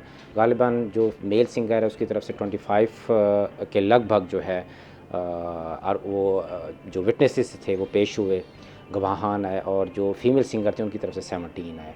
तो उसके बाद ऑनरेबल कोर्ट ने जो फ़ैसला किया उसमें जो मेल सिंगर था उसको उन्होंने उसका जो उसकी जो प्रेयर थी उसको एक्सेप्ट किया कि जनाब वाकई जो है ना इन्होंने जो इल्ज़ाम लगाए वो ये साबित नहीं कर सकी। कोर्ट ने इस चीज़ को डिटरमाइन किया कि ये जो इल्ज़ाम लगाए थे उस खातून ने तो वो साबित नहीं हो सके, तो उस बिहाफ उन्होंने 5 मिलियन जो है वो डिग्री कर दिया, 5 मिलियन। तो लेकिन कहने की बात यह, चूँकि हमारे जो सोसाइटी है वो मेल डोमिनेंट सोसाइटी है, लेकिन इसी के साथ आप ये देखें जो लॉज़ हैं, मैं हमेशा से ये कहता हूँ कि जो लॉज़ हैं वो हमारी सोसाइटी की जो फीमेल्स हैं उनको प्रोटेक्ट करता है कि अगर कोई भी औरत थाने में, अदालतों में या किसी भी ऐसे फोरम पर दरख्वास्त देती है तो नॉर्मली आप देखेंगे कि फ़ैसला उसी की फेवर में आता है। ठीक है। अच्छा जनाब ये बताइएगा कि एक तो अब इस केस का फैसला आ चुका है, अदालत ने कह दिया है कि आपने 50 लाख रुपए जो है वो देने हैं अली ज़फ़र को। ये बताइएगा कि इसको इन्फोर्स किस तरह कराया जाता है? अक्सर औक़ात हमारे यहाँ ये भी मसला होता है ना कि एक केस का फ़ैसला तो आ जाता है लेकिन फिर उसकी इन्फोर्स कराने में मसला होता है। अब मीशा सफ़ी साहिबा तो देंगी क्योंकि एक केस को जो है वो हाइप बहुत ज़्यादा मिल चुकी है। अच्छा, उनके पास कोई भी गुंजाइश है कि वो दोबारा इसके खिलाफ भी जा सकती हैं, इस फैसले के खिलाफ भी जा सकती हैं? पहले ये बता दीजिएगा, और दूसरा इम्प्लीमेंटेशन के बारे में भी बता दीजिए। देखिए, जब भी कोई केस डिग्री हो जाता है जी, ठीक है, उसके बाद उसकी इम्प्लीमेंटेशन होती है, इजरा में जाते हैं जी। इजरा में जाने के बाद उसी कोर्ट में एक पिटीशन दायर होती है कि जी ये फ़ैसला हुआ था, अब इसका इजरा भी करवाया जाए। तो बज़रिया लीगल जो अदालत के पास जो फोर्स है या पुलिस वट जो भी लीगल रेमेडीज़ होती हैं उनको ब्रूए कार लाते हुए फिर अदालत अपने फ़ैसले को उसका जो है इम्प्लीमेंटेशन करवाती है। ठीक। लेकिन अब इसमें ना एक और चीज़ होती है जो कि आज तक मैं समझता हूँ कि मैं काफ़ी सारे दोस्तों को बताता रहता हूँ। अब इस फैसले ये नहीं है, अभी फ़ैसला तो हो गया, हमारी कौम इस फैसले पे खड़ गई, जी फ़ैसला हो गया, बट लीगली इसकी अपील की रेमेडी मौजूद है। अब वो जो इसकी अपील है, जब ये अगर ये सू हुआ है डेफमेशन एक ऑर्डिनेंस 2002 के तहत, तो फिर सेक्शन 15 की इसकी तहत आप अपील करेंगे हाई कोर्ट में जाके। इट्स मीन कि ये अपीलेबल ऑर्डर्स हैं। अगर उसकी आप विद इन दी 30 डेज़ आप लिमिटेशंस के अंदर जा रहे हैं, जो भी उसकी लिमिटेशंस हैं, फिर आप इसकी अपील में आ तो ये दोबारा केस वैसे ही चलेगा? जी, फिर ये अब आप अपील में आएंगे, फिर ये केस जो है हाई कोर्ट में फिक्स होगा और उसके बाद उसकी वही रेगुलर प्रोसीडिंग शुरू होगी, एविडेंस नहीं होगी, तो अब उस वो जो जजमेंट आई है, वो ऑर्डर आई है, उसको फिर वो जाके। अच्छा, अक्सर औक़ात ये होता है कि कोर्ट ये फैसला करते हैं कि आप उनके चार्जेस भी पे करेंगे, जो नुकसान हुआ उसके भी पे करेंगे। फिर कोर्ट ने ये भी तय करना होता है कि जो इन्होंने दावा किया था कि मेरा इतना नुकसान हो गया, उसके मद में भी इस केस के बारे में ज़रा बताइएगा कि कोर्ट्स ने जो 50 लाख दिया है वो अली ज़फ़र ने जो कहा था कि मुझे इतना नुकसान हुआ है उसके मद में दिया है या चार्जेस भी इसमें पे करने हैं? नहीं, असल में जो भी सूद फाइल होता है बेसिकली उसमें ये लिख दिया जाता है, जैसे कंज्यूमर कोर्ट्स हैं तो जी जो हर्जाने के साथ जो एक्सपेंडिचर्स हम कर रहे हैं, इवन जो लॉयर हमने जो है ना वो किया, तो इस सारों की फ़ीसों की लाइबिलिटी भी उसी पर आएगी। ठीक है। बट अमूमन ये होता है कि जो एक प्रोसीजरल बात है कोर्ट जो एक फ़ैसला कर रही है तो उसमें सारी चीज़ों को डाल के तो फिर वो जो है ना उसका जो फ़ैसला है वो करती है। तो इस 5 मिलियन में वो हर चीज़ इंक्लूडिंग है। तो ये अच्छा जनाब, इस तरह के जो केसेस होते हैं उसमें ये बताइएगा कि पहले तो ये फैसला करना है कोर्ट ने कि खातून सही कह भी नहीं है या नहीं कह रही है, एक तो वो केस है, फिर उसके बाद अगर वो होता है फैसला आ जाता है तो फिर आप डेफेमेशन का केस कर सकते हैं। नहीं ऐसा होता है? नहीं, जब एक कॉज ऑफ एक्शन क्रिएट हो जाता है, फॉर एग्जांपल कि इस केस में ये था कंटेंट, मेजर कंटेंट मैं आपको बताता हूँ कि भाई उस खातून ने ये कहा कि इस बंदे ने जो सिंगर है इसने मुझे हरास किया जी, कॉज ऑफ एक्शन क्रिएट हो गया। बिल्कुल। किसी भी वर्क प्लेस पे हो सकता है, किसी ऑर्गेनाइजेशन में हो सकता है, कहीं पर किसी भी टाइप का, यानी फॉर एग्जांपल कोई बंदा आपके खिलाफ कोई बिल बोर्ड लगा देता है या सोशल मीडिया पर कोई फेक इंफॉर्मेशन वो पुट कर देता है, तो जो भी वो कॉज ऑफ एक्शन क्रिएट होता है उसके बाद, कॉज ऑफ एक्शन क्रिएट होने के बाद वो जो है उसके बाद वो जो है ना वो जाते हैं वो चले जाते हैं कोर्ट में और उस पे वो जाके फिर कॉज एक्शन क्रिएट होने के बाद वो कोर्ट में पिटीशन दायर करते हैं। जब पिटीशन दायर होती है तो उसके बाद वो जज उसको पढ़ता है और उसके बाद जो है ना फिर जो दूसरी पार्टी है वो पेश होती है, वो अपना मौक़िफ़ सामने रखती है। अब दोनों के मौक़िफ़ सामने आ गया, जवाब भी आ गया, दावा आ गया, जवाब दावा भी आ गया। उसके बाद फिर एविडेंस शुरू होता है। ये बात एविडेंस पे डिसाइड होती है जाके कि जनाब के क्या ये वक़ूआ हुआ था, उसके तमाम सर्कमस्टांसिस, कंटेंट्स, टाइमिंग्स, हालात को देखते हुए वो जो एविडेंस है ना एक्चुअली वो डिसाइड फिर कोर्ट जो है वो डिसाइड करती हैं, जज साहबान जो डिसाइड करते हैं। जनाब थोड़ा सा बिज़नेस को भी समझ लेते हैं। मैं ज़रा आपसे गुजारिश करूँगा कि बताइएगा कि हमें बिज़नेस करना भी चाहिए या नहीं करना चाहिए आजकल के हमारे मुल्क में रहते हुए। सबसे पहले तो समझने की ये ज़रूरत है कि बिज़नेस होता क्या है। जी चलें। तो हर इंसान अपने सर्वाइवल के लिए जो एक्टिविटी करता है, फाइनेंशियल एक्टिविटी करता है, उसी को बिज़नेस कहते हैं। ठीक है। इसमें 3 कैटेगरी में हम इसको डिवाइड करते हैं। सबसे पहले एम्प्लॉयमेंट है। एम्प्लॉयमेंट भी इटसेल्फ जो है वो बिज़नेस है। ठीक है। उसमें हम अपने स्किल्स और अपना टाइम वो किसी भी इदारे को या किसी इंडिविजुअल को देते हैं और उसको अगेंस्ट हम फिक्स कर लेते हैं कि ये हम फाइनेंशियल जो है वो लेंगे, हम सहूलत लेंगे या मुआवजा लेंगे। बेसिकली ये भी बिज़नेस है। आप स्किल्स एंड सर्विसेज और जो है टाइम दे रहे हैं, उसके अगेंस्ट आप जो है फाइनेंशियल ले रहे हैं, पैसे ले रहे हैं आप। सेकंड होता है सेल्फ एम्प्लॉयमेंट। सेल्फ एम्प्लॉयमेंट ये होता है कि आप अपने स्किल्स, अपने टाइम के साथ साथ टाइम भी आप खुद देते हैं और अपनी स्किल भी देते हैं, लेकिन वो एक्चुअली जगह आपकी अपनी होती है। सही। आप जितनी देर उस पर बैठते हैं आपको उसके अगेंस्ट पैसा मिलता है। लाइक शॉपकीपर है, ये छोटा बिजनेसमैन होता है, ये पैसा लगाता है और टाइम देता है। तीसरी जो कैटेगरी होती है उसको हम कहते हैं डिवेल्प अ सिस्टम। आप एक सिस्टम डिज़ाइन कर देते हैं और उसके अंदर अपनी स्किल्स पुटअप कर देते हैं, अपना जो है टाइम उसके अंदर पुटअप कर देते हैं। अब होता क्या है, जब सिस्टम को डेवलप कर देते हैं तो आप अवेलेबल हैं या नहीं है, सिस्टम काम कर रहा होता है और आपको उसके अगेंस्ट रेवेन्यू मिल रहा होता है, फाइनेंसेस मिल रहे होते हैं। थर्ड होती है इन्वेस्टमेंट। आपके पास पैसा है, आप लगाते हैं और उसके अगेंस्ट आप जो है टाइम नहीं देते, आप स्किल नहीं देते, लेकिन पैसा दे देते हैं, तो उसके अगेंस्ट आपको अमाउंट मिल जाती है, फाइनेंस या रेवेन्यू मिलता है। अब आ जाते हैं हम, चूँकि 4 कैटेगरी हमने डिसाइड कर ली। अब जिसको हम बिज़नेस कहते हैं वो है वाला है जिसको हम सिस्टम कह रहे हैं। जैसे आपका ये दायरा है, आप मालिक कहीं बैठे हुए हैं या सो रहे हैं या कोई एक्टिविटी कर रहे हैं, वो सिस्टम डिज़ाइन कर दिया। यहाँ पे आप उसे प्रोग्राम को होस्ट कर रहे हैं, प्रोड्यूसर प्रोड्यूस कर रहे हैं, जर्नल मैनेजर उनकी मार्केटिंग एंड बिजनेस देख रहे हैं, तो रेवेन्यू उनके अकाउंट में जा रहा है। अब आ जाते हैं कि जब ये हमें पता चल गया कि हमने एक सिस्टम डिज़ाइन करना है या हमने सेल्फ एम्प्लॉयमेंट वाला काम करना है, तो दोनों को रेगुलराइज किया जाता है। रेगुलेटरी बॉडी मौजूद होती हैं। अब छोटी ऑर्गेनाइजेशन है, लाइक शॉप है या छोटी सी कोई कॉटेज, तो इसको भी हम डिवाइड इस तरह से करते हैं। एक कॉट इंडस्ट्री या होम इंडस्ट्री कहा जाता है। सेकंड हमारी जो है एसएमईज है। थर्ड जो है हमारे एंटरप्राइजेज हैं, कारपोरेशन है। अब उनकी रजिस्ट्रेशन का तरीक़ाकार भी मुख्तलिफ है। ठीक है। अच्छा, कानूनी उस पर जाने से पहले मैं ज़रा जानना चाहूँगा कि एक शख्स अगर आज इरादा करता है कि वो जो हम तीसरे जो बिज़नेस की बात करें कि मैं इन्वेस्ट करूँगा और एक पूरा सिस्टम बनाऊँगा, उसके लिए एक बंदे के अंदर स्किल्स होनी कौन सी चाहिए? क्योंकि हर बंदा तो बिज़नेस नहीं कर सकता ना, एक बुनियादी कौन से स्किल्स होने चाहिए, इस पर ज़रा तफसीलन स्किल्स को हम सेकंड उस पर रखते हैं। बेसिकली 2 कैपिटल चाहिए होते हैं। हाँ जी, कैपिटल भी चाहिए। यस, नहीं कैपिटल 2 कैपिटल चाहिए होते हैं। एक को हम इंटेलेक्चुअल कैपिटल कहते हैं, एक को हम फाइनेंस कैपिटल कहते हैं। बिल्कुल। अगर किसी शख्स के पास पैसा है तो वो इंटेलेक्चुअल कैपिटल को हायर कर सकता है। हाँ। और अगर किसी के पास इंटेलेक्चुअल कैपिटल है तो वो फाइनेंस कैपिटल को जनरेट कर सकता है। सही। ये याद रखा जाए कि फाइनेंस कैपिटल जिसके पास है वो इंटेलेक्चुअल कैपिटल को जनरेट नहीं कर सकता, वो हायर कर सकता है। पैसा है, उन्होंने एक बिल्डिंग ली, उसमें किसी जो स्किल्ड वर्कर है उसको हायर कर लिया और गो थ्रू हो गया, डिज़ाइन किया। इसके लिए फिर बहुत सारी चीज़ें आ जाती हैं कि हमें देखना होता है कि बिज़नेस कहाँ बैठ के हम कर रहे हैं, क्यों कर रहे हैं, किसके लिए कर रहे हैं, वो नीड भी है उसकी कि नहीं है। फिर हमारे मॉरल एक्टिविटीज़ भी आ जाती हैं। लेकिन बिज़नेस तो बिज़नेस है। जैसे फॉर एग्ज़ाम्पल हम अगर बात करें कि पाकिस्तान में बैठे हुए हैं तो हम यहाँ पे कोई वाइन का काम शुरू कर दें तो ये नहीं हो सकता। मार्केट लीगली बैन है। नो, लीगली बैन है। लीगली इसलिए बैन है कि रिलीजियसली हमें अलाउ नहीं है। हाँ। ये मॉरली भी अलाउ नहीं है। लेकिन अगर हम यूरोप में बैठे हुए हैं तो ये लीगल बिजनेस है। ठीक है। एक कॉलर हमें सर कॉलर ने ज्वाइन किया, पहले उनका सवाल ले लेते हैं, उसके बाद बड़ी ही बेहतरीन गुफ्तगू हो रही है, इसको यहीं से स्टार्ट करेंगे। अस्सलाम वालेकुम जी, अपना नाम बताइएगा और सवाल कीजिएगा।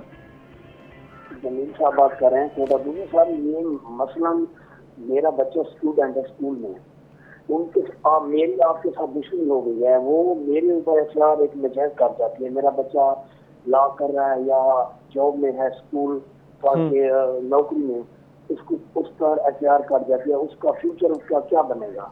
ठीक है, मैं आपका सवाल जो है वो समझ गया नाज़रीन वगाना साहब, आपसे इसका फिर जो है वो जवाब ले लेते हैं। नाज़रीन अभी वक्त हुआ एक ब्रेक का, ब्रेक के बाद आपसे मिलते हैं और इसी सवाल का हम जवाब लेंगे, हमारा इंतज़ार कीजिएगा।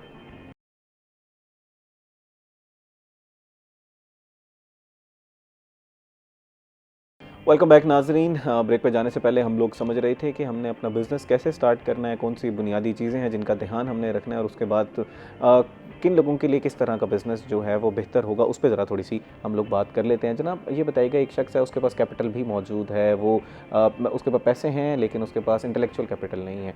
अब वो चाहता है कि मैंने अपना बिज़नेस स्टार्ट करना है, और एक ऐसा शख्स है जिसके पास इंटेलेक्चुअल कैपिटल तो है लेकिन फाइनेंशियल कैपिटल नहीं है। तो दोनों का ज़रा बताइएगा कि वो स्टार्ट किस तरह कर सकता है और देखना क्या है। जो आप मार्केट का सर्वे करने की बात कर रहे थे कि गैप कहाँ पर है, उसको देखने की ज़रूरत है, वो ज़रा समझाइएगा। जी, सबसे इम्पोर्टेंट हमें बात ये जब समझ आ गई कि हमें 2 कैपिटल चाहिए और दोनों के साथ मिलके हम बिज़नेस कर सकते हैं, व्हाट्सएवर वो हम सोल प्रोप्राइटरशिप के अंदर जाते हैं या जो है हम बिज़नेस को, जो बिज़नेस या ट्रेडिंग है उसको लेते हैं। जब भी कोई हम ऐसी एक्टिविटी करना चाहते हैं तो उसके लिए सबसे पहले इम्पोर्टेंट बात यह है कि हमें स्टडी करनी होगी human behaviour and geographic. For example आप मुल्तान शहर के अंदर बैठे हुए हैं तो हमें देखना यह है कि यहाँ हम कौन सी ऐसी प्रोडक्ट है जिसको इजीली प्रोड्यूस कर सकते हैं या उसकी ट्रेड कर सकते हैं। दूसरी बात यह है कि ह्यूमन बिहेवियर कैसा है। मैं उसकी एग्जांपल यूँ देता होता हूँ कि अगर कराची में बैठा हुआ शख्स अगर वो कपड़े का काम करता है और वो लाइट कलर्स को लेकर के पेशावर पहुँच जाए तो पेशावर वाले बाय नहीं करेंगे। अगर पेशावर में बैठा हुआ शख्स अगर वो डार्क कलर जो वहाँ यूज़ होते हैं उसको उठा करके कराची में सेलिंग के लिए चला जाए तो वो सेलिंग नहीं होगी। इसको हम कहते हैं human behaviour and geographic study करना ज़रूरी है। फिजिबिलिटी उसके बाद आती है, फिर आप असेसमेंट देखते हैं कि हमें करना एक्चुअली करना कैसे है। तो जब आपने 2 कैपिटल को या जनरेट कर लिया या आपने हायर कर लिया तो उसके बाद आप एक स्ट्रक्चर डिज़ाइन करते हैं। स्ट्रक्चर जस्ट लाइक ऐसे होते हैं जैसे आप कोई मशीन बनाते हैं, उसको टायर को टायर की जगह पे रखा जाता है और स्टीयरिंग को स्टीयरिंग की जगह पे रखा जाता है, जबकि दोनों गोल होती हैं। ऐसा नहीं है। बिल्कुल। तो इसी तरह से हम जब स्ट्रैटेजी डिज़ाइन करते हैं तो बिज़नेस की प्रॉपर स्ट्रैटेजी डिज़ाइन करनी चाहिए।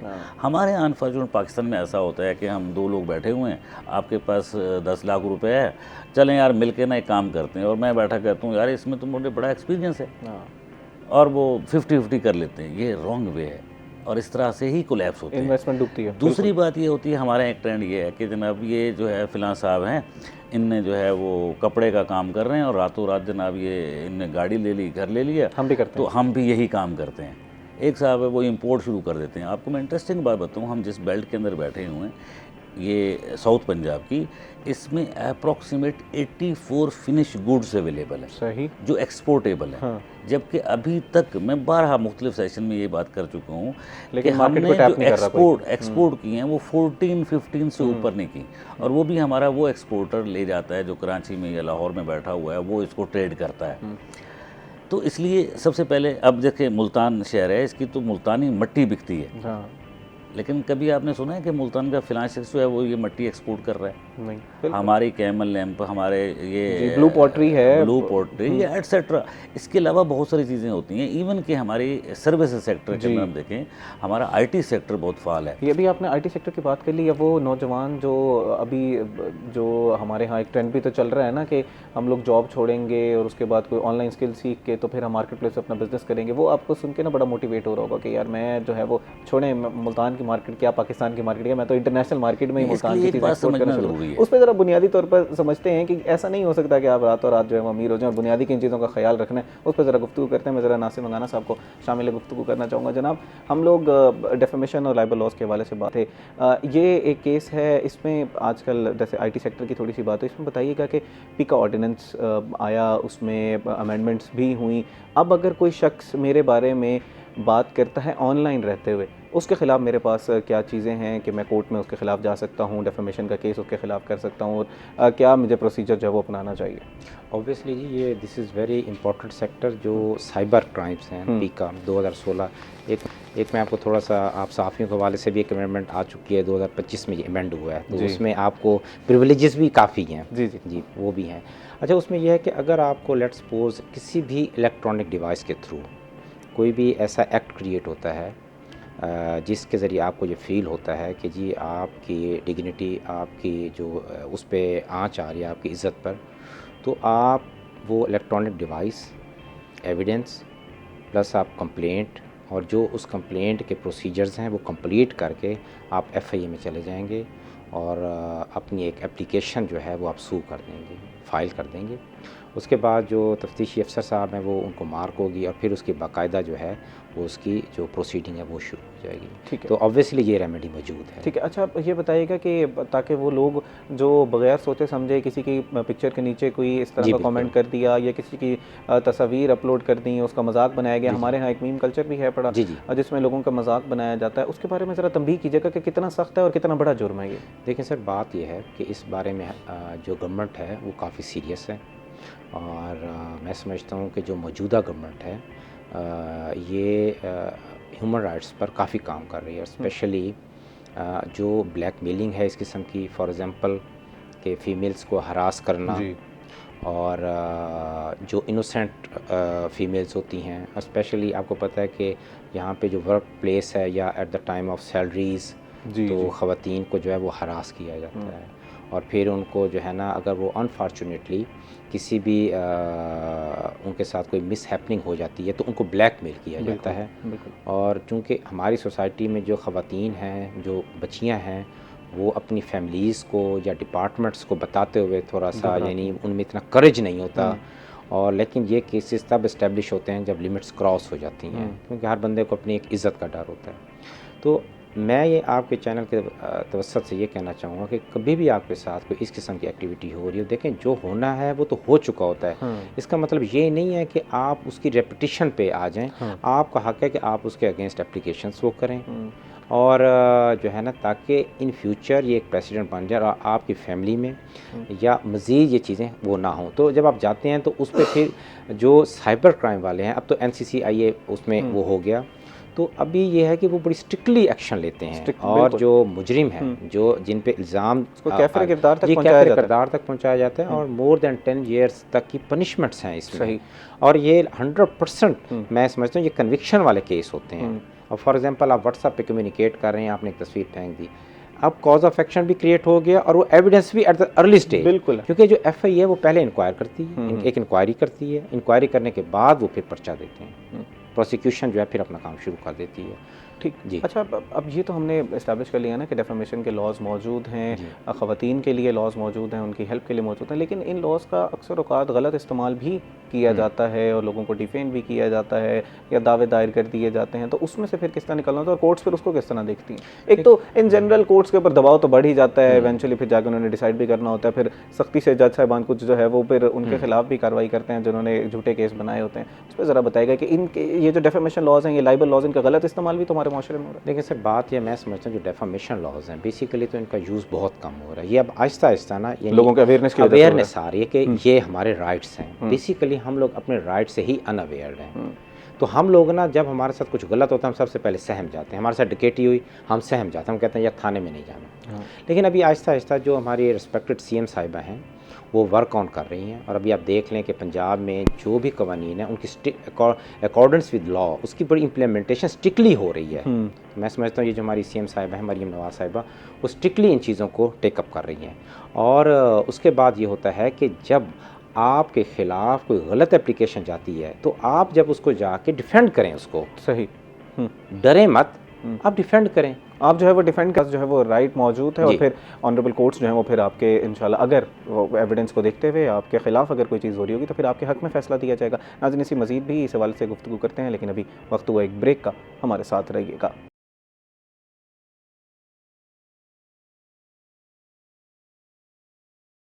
वेलकम बैक नाजरीन। ब्रेक पर जाने से पहले हम लोग डेफेमेशन लॉस के हवाले से जो है वो गुफ्तगू कर रहे थे, मज़ीद भी उसी मौजू पर गुफ्तगू कर लेते हैं। नासिर साहब, ये बताइएगा कि जब आपने केस किया उसमें जो बर्डन ऑफ प्रूफ है वो किसके ऊपर है? जिसने केस दायर किया उस पे ऊपर है या अगले ने साबित करना है कि नहीं ये जो मेरे पर इल्ज़ामात लगाए जा रहे हैं वो गलत हैं? देखिए, इसमें जो सिविल नवैयत के केसेस होते हैं उसमें जो बर्डन ऑफ प्रूफ है वो होता है जो बंदा केस दायर कर रहा होता है वो एविडेंसेस पेश करता है, ठीक है। और जो क्रिमिनल केसेस हैं जिस पे इल्ज़ाम लग जाता है वो ये प्रूफ करता है कि जनाब मेरे पर जो इल्ज़ाम लगा है ये झूठा है। ठीक है। अच्छा, तो ये जो हमारे जो डेफेमेशन के केसेस होते हैं इसके बारे में ज़रा बताइएगा कि ये इसमें किसके ऊपर है बर्डन प्रूफ? अगर फॉर एग्जांपल के तौर पर ले लेते हैं, हरासमेंट का ही अगर किसी ने इल्ज़ाम लगा दिया है तो वो फिर किसने प्रूफ करना है? खातून ने प्रूफ करना है अगर उनके ऊपर लगाया हुआ, या मर्द को कहा गया कि वो हरास हो रहा है उसने प्रूफ करना है? देखिए, एक बात आप ज़रा जहन में रखें, एक आपके जहन में कंसेप्ट है कि जी मर्द औरत को हरास कर रहा है, इसको थोड़ा सा इसको चेंज चेंज करने करें। की और ज़रूरत है, बिल्कुल। मर्द और अब ख़वातीन मर्दों को भी हरास कर रही हैं, प्लस ख़वातीन को भी हरास करती हैं और मर्द मर्दों को भी हरास करते हैं। यहीं इस पर चीज़ फिर को थोड़ा सा कानूनी तौर पर कंसेप्ट चेंज हरासमेंट करें। की डिफाइन करते जाइएगा कि कानूनी तौर पर हम हरासमेंट कहते किसको हैं? देखें, हरासमेंट का मतलब ये है कोई भी बंदा, जैसे आप यहाँ पर काम कर रहे हैं, आपको किसी भी हवाले से हरास किया जा सकता है। अनड्यू प्रेशर, आपको वायलेंस है किसी भी हवाले से कि जी आपको तनख्वाह नहीं देंगे, आप काम कर रहे हो बट आपको जान के तंग किया जाना, जान के कोई ऐसी एक्टिविटी करना यानी जो इलीगल हो। फॉर एग्जांपल आपसे कोई ऐसा काम लेना जो कि इलीगल है, आपसे कहा प्रेशर डाला जाए जी वो भी आप करें, तो बेसिकली वो भी एक हरासमेंट ही है। सही, ठीक है। यानी आप एक ही ज़मरे में ना जाएं कि सिर्फ हरासमेंट का मतलब यही है कि एक मर्द औरत को हरास कर रहा है। ठीक है, थोड़ा सा कैनवस वसी करने की ज़रूरत है जी। कि आपसे कोई काम लिया जा रहा है, बिल्कुल ऐसे ही। वो इलीगल है, वो आप हरास हो रहे हैं, आप वो काम कर देते हैं और कल आपके ख़िलाफ़ लीगल प्रोसीडिंग इनिशिएट हो जाती हैं, तो आप ये कहेंगे कि जनाब मुझे इलीगली हरास किया गया था, लेकिन आपको सबूत भी देने पड़ेंगे। ऐसा नहीं है कि आप जो है ना खामखा ये बात करेंगे, तो ज़ाहिर बात आपके पास सबूत भी होने चाहिए। ठीक है। अच्छा, ये बताइएगा कि यूजुअली कितनी देर में इस तरह के केसेस जो हैं वो रिजॉल्व हो जाते हैं? हमने वो मीशा शफ़ी और अली ज़फ़र के केस की जो शुरू में बात की, 2018 में इनिशिएट हुआ था जी। 2018 से लेकर 2026 तक अक्सर लोग इसी वजह से केस में दायर ही नहीं करते कि यार इतनी देर बाद जब फैसला होगा तो फिर फ़ायदा ही नहीं है केस का। देखिए, हमारे पास ना 3 स्टैच्यू लॉज मौजूद हैं। एक हमारे पास है डेफेमेशन ऑर्डिनेंस 2002, उसके तहत आप जो है ना डैमेजेस का या डेफेमेशन का सूद दायर करते हैं डिस्ट्रिक्ट एंड सेशन जज की अदालत में। वो एक प्रॉपर ट्रायल चलता है, उसमें आप एविडेंस पेश करते हैं, वो फिर जितना भी उसमें टाइम लग सकता है। ठीक है, उसके बाद फिर आप उसकी अपील में भी जाते हैं। सेकंड, आप CPC के तहत उसमें भी आप सेक्शन 5 और 7 के तहत आप जाते हैं डैमेजेस के क्लेम में। सेम प्रोसीजर कि जी आपने एविडेंस तो देनी है। ठीक है।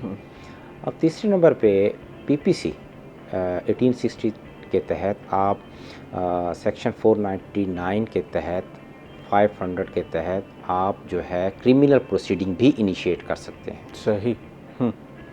अब जब क्रिमिनल प्रोसीडिंग शुरू होती है, अगर वो मतलब ये है ज़ाहिरी बात है कि पहले उसको मैं आसान लफ्ज़ों में बता दूं, पर्चा होगा, उसके बाद फिर वो मुझे उसका ट्रायल होगा, ट्रायल के बाद उसकी जो सज़ा है वो वज़े होगी। अब उसकी जो सज़ा है वो 2 साल या फ़ाइन, इम्प्रिजनमेंट या उसका फ़ाइन है। तो एक ये रेमेडी है। लेकिन जहाँ पर एविडेंस शामिल होती है तो ज़ाहिरी बात है कोई भी अदालत बग़ैर एविडेंस लिए फ़ैसला तो फैसला नहीं कर सकती, तो वो बाकायदा जो कानूनी तकाज़े हैं उनको पूरा किया जाएगा। एक कॉलर हमारे साथ लाइन पर मौजूद है, उनका हम सवाल ले लेते हैं। अस्सलाम वालेकुम जी, अपना नाम बताइएगा और सवाल कीजिएगा। सर, मैं वसीम बात कर रहा हूँ मुल्तान से। जी वसीम साहब, वालेकुम अस्सलाम। सर, मेरा सवाल ये था नासिर साहब से कि क्या हमारे पाकिस्तान में कानून इसी तरह रहेगा कि औरत जो होती है, जो वाइफ होती है, मतलब हम लाखों रुपए लगा के उसको दुल्हन बना कर लेकर आते हैं, तो घर में आ जाती है, उसके 6 महीने बाद या साल बाद जो है वो जाके अदालत में केस कर देती है, जी मुझे इसके साथ नहीं रहना, मुझे खुला चाहिए। तो रीजन कोई भी हो, ठीक है, तो वो कहते हैं मुझे खुला चाहिए, मुझे इसके साथ रहना। उसके बाद फिर उसके ऊपर केस कर देती है, सच्चे का दावा कर देती है। अगर सच्चा आपने नहीं दिया तो फिर जेल जाना पड़ेगा हमें। ठीक है। अच्छा, उसके बाद फिर दहेज का जो सामान होता है वो तकरीबन 2 लाख का लेते हैं, तो उसमें 12 लाख का लिख देते हैं कि जी 12 लाख का हमारा सामान था, अगर इसने सामान न दिया तो उसको जेल जाना पड़ जाता है। तो इसमें क्या ये कानून हमेशा औरत की साइड लेता रहेगा, या इसमें मर्द के हिस्से में भी कभी इज्जत आएगी, या उसके हाथ में भी कुछ आएगा या नहीं आएगा? ठीक है, आपका सवाल जो है वो मैं समझ गया। नासिर साहब ने भी उसका जवाब दीजिएगा। नासिर साहब, इसी के साथ एक और कॉलर ने भी सवाल किया था कि अगर हम लोगों का मेरे खिलाफ अगर कोई मसला है किसी के साथ, इसका जवाब दे लें और उसके बाद फिर उन कॉलर का भी हम जवाब दे देते हैं। पहला जो सवाल था मैं रिपीट कर देता हूँ, वो हमारे जो कॉलर हैं वेट कर रहे होंगे जी मेरा सवाल। तो आपका सवाल ये था कि आपकी गरज किसी के साथ चल रही थी, उन्होंने फिर आप पर पर्चा करवा दिया और आपके बेटे का भी, यानी किसी भी इनोसेंट बंदे का उन्होंने जो इंटीमेशन है FIR उसमें उसका नाम जो है ना वो पुट करवा दिया है। इसका सबसे पहले मैं आपको एक तरीका बताता हूँ। जब भी पुलिस में आपके ख़िलाफ़ कोई रिपोर्ट या पर्चा होता है तो हमेशा उसकी इंक्वायरी शुरू होती है। सबसे पहले हमेशा डिपार्टमेंटल प्रोसीडिंग शुरू होती है। आप IO के पास जाएंगे, उसको ये बात आप साबित करवाएंगे कि जनाब ये हकाइक हैं, उसको आप साबित करेंगे कि जनाब मैं इसमें इन्वॉल्व नहीं हूँ, फॉल्सली मुझे इसमें पुट किया गया है। तो फिर इसी तरीके से जब वो IO वो एक डिसाइड कर देता है कि जी ये मुलजिम पाया गया है, अपनी इंक्वायरी की वो फाइंडिंग्स देता है, उसके बाद आप जो है ना SP ऑपरेशन को, यानी जो भी उसका एक फॉरम है, जो पहले मैं बात कर रहा हूँ इदारों की, आप उसको दरख्वास्त दे देते हैं ताकि उस इंक्वायरी को री इंक्वायर किया जाए और फिर आप आ जाते हैं ट्रायल में। ये तो है प्रोसीजर। सबसे पहले आप जाके थाने में ये बात प्रूफ करें कि जनाब ये गलत पर्चा होगा। तो समटाइम यूँ होता है कि वो वहीं से ही डिस्चार्ज रिपोर्ट बन जाती है, सही, ठीक है, और उसके बाद वो जो इलाका मजिस्ट्रेट है वो उसके साथ एग्रीड हो जाता है, पर्चा खारिज हो जाता है। ये है तरीका। अब आपके केस में ये पहले तो आप अपने बच्चे को वहाँ से क्लियर करवाएंगे, ठीक है, वो तो एक प्रोसीडिंग उसके अगेंस्ट शुरू हो गई। उसके बाद जब कोई पर्चा आपके ख़िलाफ़ हो जाता है और आपके पास ये चीज़ साबित हो जाती है कि आप बेगुनाह हैं, तो फिर आप डेफामेशन नहीं, तो उसमें ना एक हमारा PPC का एक कानून है, वो ये कहता है कि अगर कोई सरकारी बंदा, उसके ख़िलाफ़ आप दरख्वास्त दे सकते हैं और या पुलिस एक इस्तग़ासा बना के मजिस्ट्रेट को भेज देती है कि जनाब ये एक दरख्वास्त है और ये इसके कंटेंट्स थे और ये जो है ना फॉल्सली हमें एक दरख्वास्त दी गई थी, तो जो मुद्दई है, कंप्लेनेंट है उस केस का, उसके खिलाफ पुलिस प्रोसीडिंग शुरू कर दे। ठीक, बट ये प्रैक्टिस बड़ी कम है, तो इस चीज़ को बहरहाल ये आपको एक रेमेडी उन्होंने बता दी। जो हमारे पिछले कॉलर ने एक सवाल किया था। अच्छा जनाब, अब जो इन कॉलर ने सवाल किया है कि बज़ाहिर ऐसा लग रहा है कि जो कानून है या अदालतें हैं वो औरत के हक़ में ज़्यादा जो है वो फ़ैसले दे रही हैं, उसके बारे में ज़रा बताइएगा कि ये एक जो परसेप्शन बन रहा है क्या वो गलत है? सर 2 स्टैचू लॉज हैं इसमें। पहला स्टैचू लॉ ये है कि जिसके तहत जो हमारी कोर्ट्स हैं वो प्रोसीड कर रही हैं, ठीक है, और एक मुस्लिम फैमिली लॉज भी हैं और वेस्ट फैमिली लॉज भी हैं जिनको हम अभी एक्सरसाइज कर रहे हैं। सर बात यह है कि मैं आपको एक बात वाज़े बताऊं, तो आप जिस पर्सनालिटी पे तो ये केस चल रहे होते हैं वो तो खैर बड़ी परेशानी में होते हैं, बट आप ये समझें कि जो ख़वातीन की फेवर में स्ट्रिक्टली कवानीन मौजूद हैं। अब होना ये चाहिए, मैं आपको बताता हूँ, जब आप निकाह कर रहे होते हैं ना, तो उस वक्त ना आप, अब मैं ये बात ऑन एयर नहीं करना चाहता, थोड़ा सा ना आप उस वक्त दोनों चीज़ों को मद्देनज़र रख लिया करें जब आप रिश्ता करें कि जनाब ये मामलात हैं, इन केस के अगर नहीं ये मामलात होते तो जो खातून है बेसिकली रेमेडी ख़वातीन के पास है, औरत को ही ख़र्चा मिलेगा जब वो गॉड फॉरबिड अगर उसकी तलाक हो जाती है, वो जो टेन्योर है 3 महीने का इद्दत का, वो भी उसको ख़र्चा मिलेगा। अगर वो बच्चे एक स्पेसिफ़िक पीरियड ऑफ टाइम तक भी खातून के साथ रहेंगे, उनका ख़र्चा भी लगेगा। और इसमें ये कहा जाता है कि अगर तो मर्द शादी ना करता, if he was not liable to pay his family, या वो रख नहीं सकता था, बेसिक ग्राउंड ये है, ठीक है। लेकिन आपके पास मतलब मैं ये नहीं कहता कि रेमेडी नहीं है, बट ख़वातीन को ज़्यादा प्रोटेक्ट किया गया है। बट उसकी वजह बुनियादी तौर पर ये भी हो सकती है ना सर, हमारा एक पेट्रियार्कल एक निज़ाम है, अब ख़वातीन को वैसे ही इतने ज़्यादा हकूक़ नहीं मिल रहे होते, तो कानून में रेमेडी होनी चाहिए ताकि खातून जो है वो अगर उसके साथ कोई जुल्म हो रहा है, कोई ज़्यादती हो रही है, तो फिर वो कोर्ट का सहारा ले सके। हाँ, इन कवानीन का गलत इस्तेमाल नहीं होना चाहिए, वो फिर कोर्ट्स ने तय करना है कि गलत इस्तेमाल हो रहा है ये नहीं हो रहा। जैसे एग्जाम्पल उन्होंने दी कि 2 लाख रुपया अगर हक महर था, ये 2 लाख रुपये का अगर जहेज़ था तो 12 लाख रुपये का डाल दिया गया, हमें वापस वो सामान दिया जाए। लेकिन आप एविडेंस में जाके प्रूफ कर सकते हैं। हाँ जी। एक चीज़ ये याद रखें कि अगर एक आप उसमें 6 तोले सोना दे रहे हैं या व्हाटएवर जो भी सामान दे रहे हैं, तो आप एविडेंस में जाके जेन्युइन चीज़ों को प्रूफ करें। ठीक। और मेरे ख्याल में कोर्ट्स इस चीज़ को मद्देनज़र रखती हैं। जो खुला का राइट है वो औरत के पास है, ठीक है।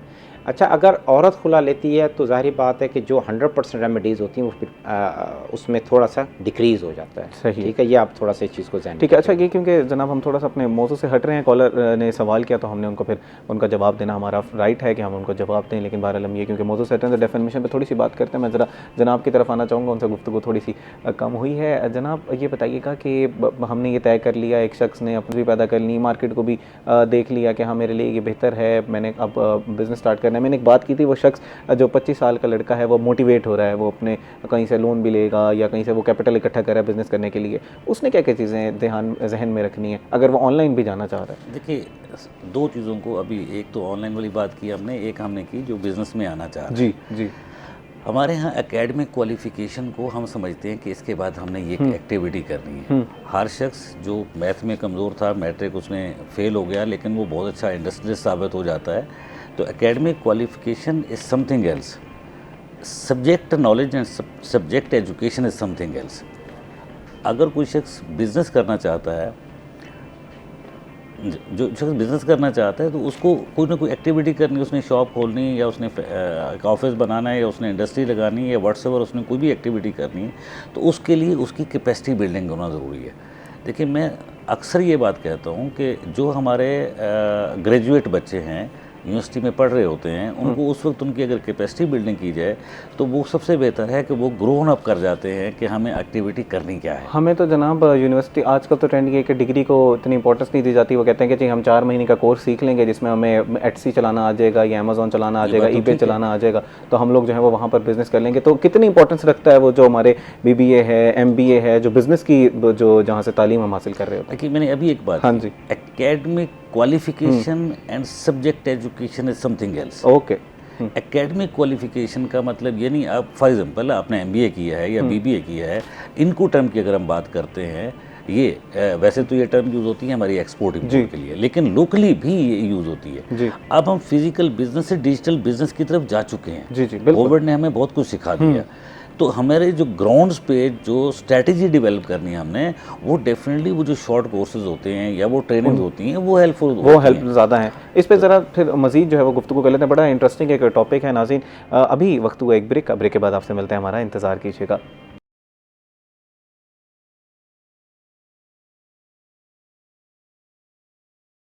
वेलकम बैक नाजरीन। ब्रेक पे जाने से पहले हम लोग थोड़ी सी बिज़नेस के हवाले से गुफ्तगू कर रहे थे, मज़ीद भी उस हवाले से गुफ्तगू करते हैं, लेकिन अभी हमारे साथ मौजूद हैं सीनियर स्पोर्ट जर्नलिस्ट इजहार अब्बासी साहब। उनसे ज़रा PSL के हवाले से गुफ्तगू कर लेते हैं। अस्सलाम वालेकुम इजहार साहब, ज़रा बताइएगा जी कौन सी टीम फेवरेट चल रही है और क्या कारकर्दगी है, क्या किस टीम की क्या कारकर्दगी है?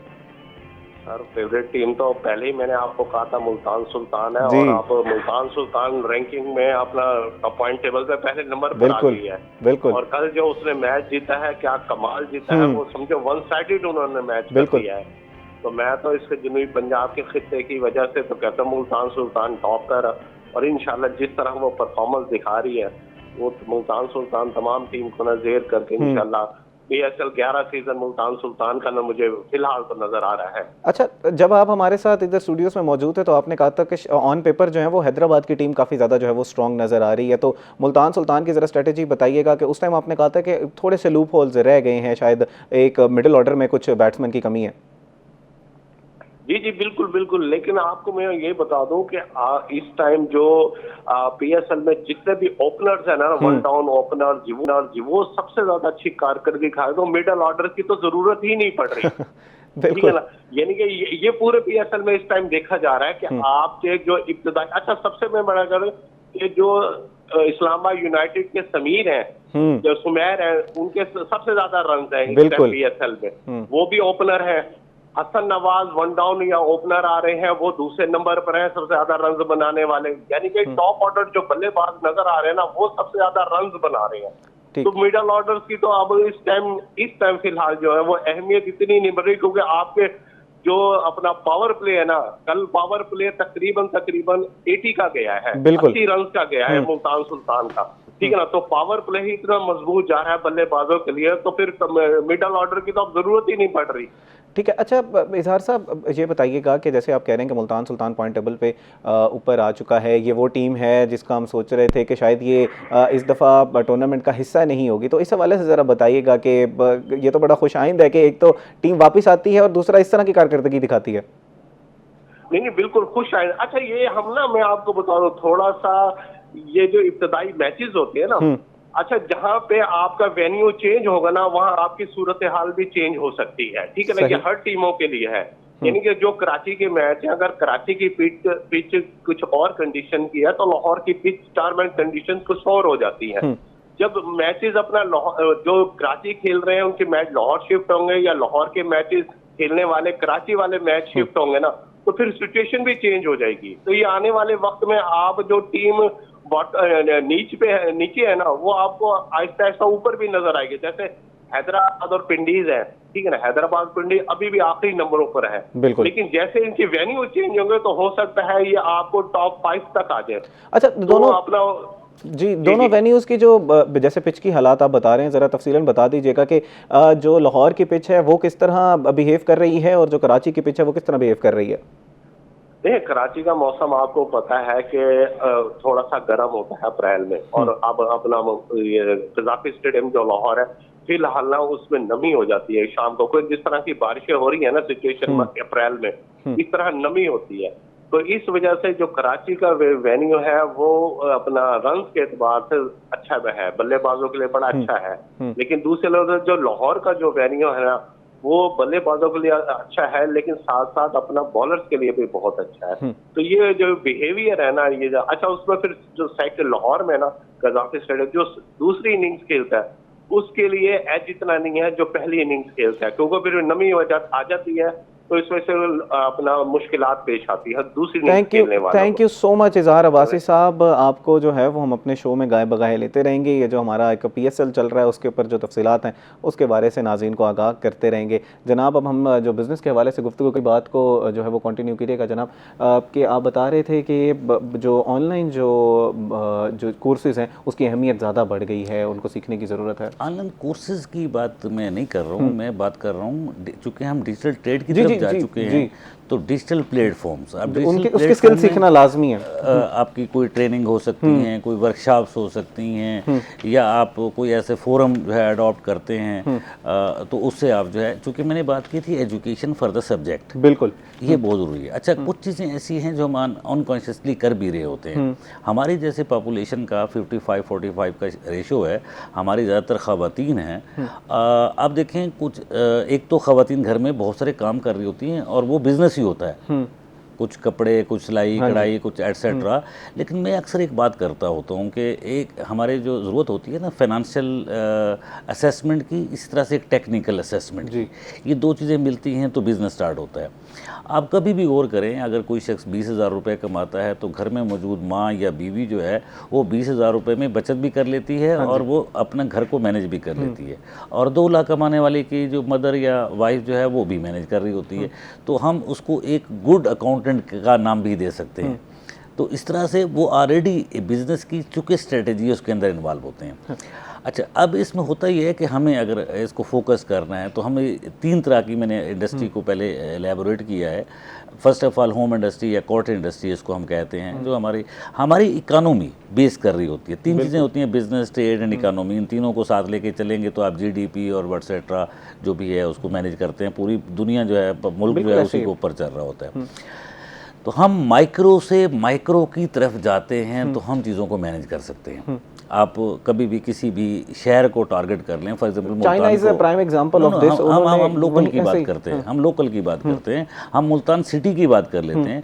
मुल्तान सिटी के अंदर टोटल पॉपुलेशन को अगर हम कंसीडर कर लें, उसके अंदर ख़वातीन क्या हैं, कौन कौन सी एक्टिविटी कर सकती हैं, फाइनेंशियल एक्टिविटी कौन सी हो सकती है, टेक्निकल एक्टिविटी कौन सी हो सकती हैं, फिर आईटी सेक्टर की जैसे हम बात कर रहे हैं, तो फिर हम जो है वो ग्रो कर सकते हैं। Sector change. आसिफ शहजाद साहब, बहुत शुक्रिया जी, आज हमने बिजनेस के हवाले से गुफ्तगू की। उसी के साथ साथ नासिर मंगाना साहब हमारे साथ मौजूद थे, हमने ज़रा डिफेमेशन और लाइबर लॉज के हवाले से गुफ्तगू की। आसिफ साहब और नासिर साहब, ये दोनों एक ऐसे मौज़ूआत हैं जिसके ऊपर तफसीलन जितनी गुफ्तगू की जाए उतनी कम है, तो इसलिए हम गाय बगाए आपको जो है वो प्रोग्राम में दावत देते रहेंगे ताकि इस मौजू पर सहरासिल गुफ्तगू हो। नाज़रीन, उम्मीद करते हैं कि आज का प्रोग्राम आपको पसंद आएगा। अब आपसे मुलाकात होगी कल एक नए प्रोग्राम, एक नए टॉपिक के साथ। अब तक अपने मेज़बान तिहाम आज़म को दीजिए इजाज़त। अल्लाह ने के बाद।